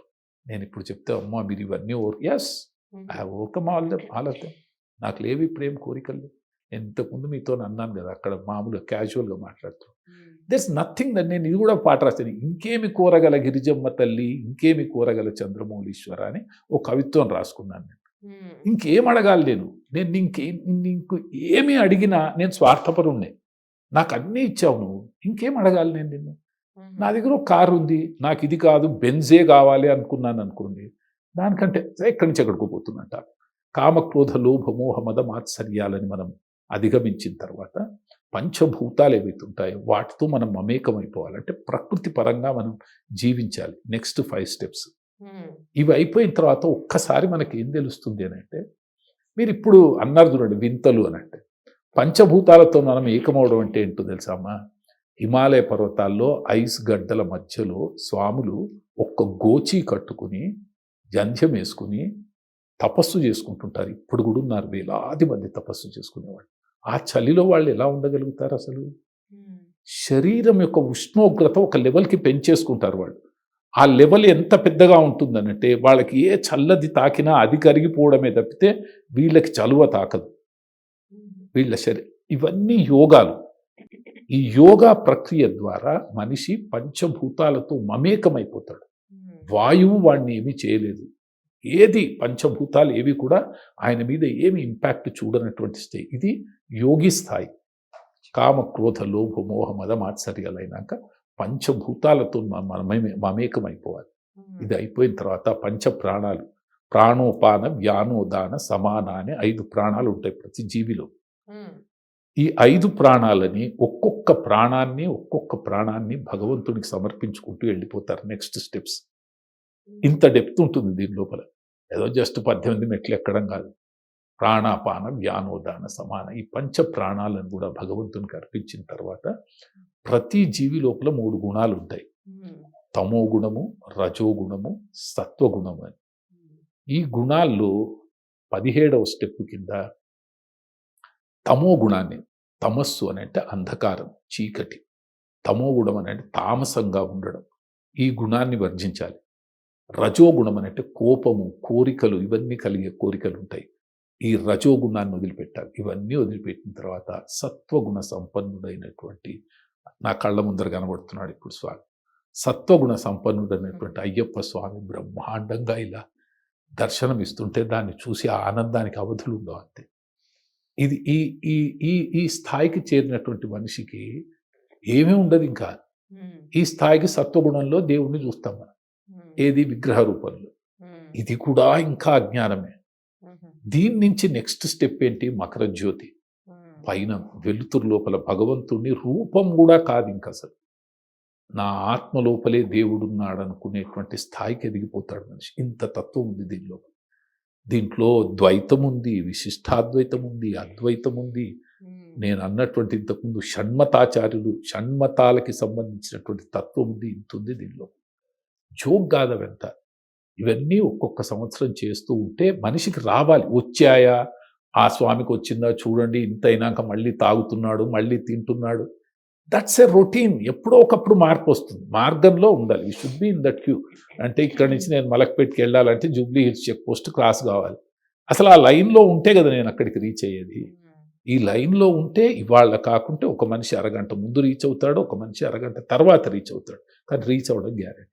సనాతన ధర్మం అనేటువంటి ఉన్నతమైనటువంటి మార్గంలో మనం నడిస్తే మనం అనుకున్న గోల్ తప్పకుండా రీచ్ అవుతాం. ఇవాళ కాకుంటే రేపు. ఏంటి గోల్ అంటే ఆనందంగా ఉండడం, హాయిగా సంతోషంగా చిరునవ్వుతో, ఎవరికీ మన వల్ల కష్టం కాకుండా మన వల్ల 10 మందికి ఉపయోగపడేటట్టు బతకడమే పరోపకారమిదం శరీరం. అట్లా మనం బతికున్నన్ని రోజులు 10 మందికి ఉపయోగపడేటట్టు ఉండడమే జీవన సారాంశం. ఇంతకంటే వేదాంతం లేదు, ఇంతకంటే తత్వం లేదు. దిస్ ఈజ్ సంథింగ్ లైక్ నేను నీతో మాట్లాడుతుంటే ఇదేదో నేను చాలాసార్లు చాలా టీవీల్లో ఇంటర్వ్యూ ఇచ్చాను, కానీ this is looking like in home. నేనేదో ఇంట్లో మాట్లాడుతున్నట్టు, మా స్వాములతో కూర్చొని మాట్లాడుతున్న ఒక ఫీలింగ్ ఉంది తప్పితే నెవర్ ఇట్లా కాలేదు. ఏదో క్వశ్చన్ అండ్ ఆన్సర్ సెషన్స్ లాగా ఉంది. But I enjoyed every bit of it. Thank you. You asked me good questions, and I am telling you, I do believe that you might not have got all the answers that you were wishing through me. For the reason that I am not knowledgeable, not that you are not. I am not knowledgeable enough to convey or to impart the knowledge that you were seeking for. I will suggest you good gurus. ఇంకా 10 మందిని చెప్తాను నేను, మంచి వాళ్ళ దగ్గర మంచి విషయాలు. Definitely in coming days అందరితో మాట్లాడదాం. అండ్ మేము కూడా మీ దగ్గర నుంచి కావాలనుకుంది కంప్లీట్ అందరు ఆన్సర్స్ మీరు ఇవ్వాలని కాదు, మీ వ్యూ ఏంటనేది మేము అడిగాము. అండ్ మీరు కూడా చక్కగా వివరించారు దాని అంతటి కూడా. ఇందులో విసుకోకుండా మధ్యలో 1-2 సార్లు కొంచెం ఉచ్చరించని కూడని పదాలు నేను ఉచ్చరించాను. చిల్లరగాళ్ళని, ఇంకొకటని. ఆ విషయంలో వచ్చిన మాటలే తప్పితే అవి ఎవరినో మనిషిని బాధ పెట్టాలని దృష్టితో అన్నటువంటివి కాదు. నా బాధ, నా తపన, నా కోపము, నా ఏడుపు, నా కన్నీళ్ళు, వీటన్నిటికి కారణం ఏంటంటే విమర్శ చేసే మీకందరికీ నమస్కారం పెట్టి చెప్తున్నాను. చదవండి, చదవకుండా విమర్శ చేయకండి. తెలుసుకోండి, తెలుసుకోకుండా విమర్శ చేయకండి. నాకు తెలియకపోతే ఇంకా తెలిసిన వాళ్ళు చాలామంది ఉన్నారు, వాళ్ళ దగ్గరికి వెళ్ళండి. కానీ నీకు తెలిసిందే జ్ఞానం, ఇంతకుముందే చెప్పాను. కనిపించినంతనే గగనము కాదు, నే తెలుసుకున్నంత జ్ఞానము కాదు.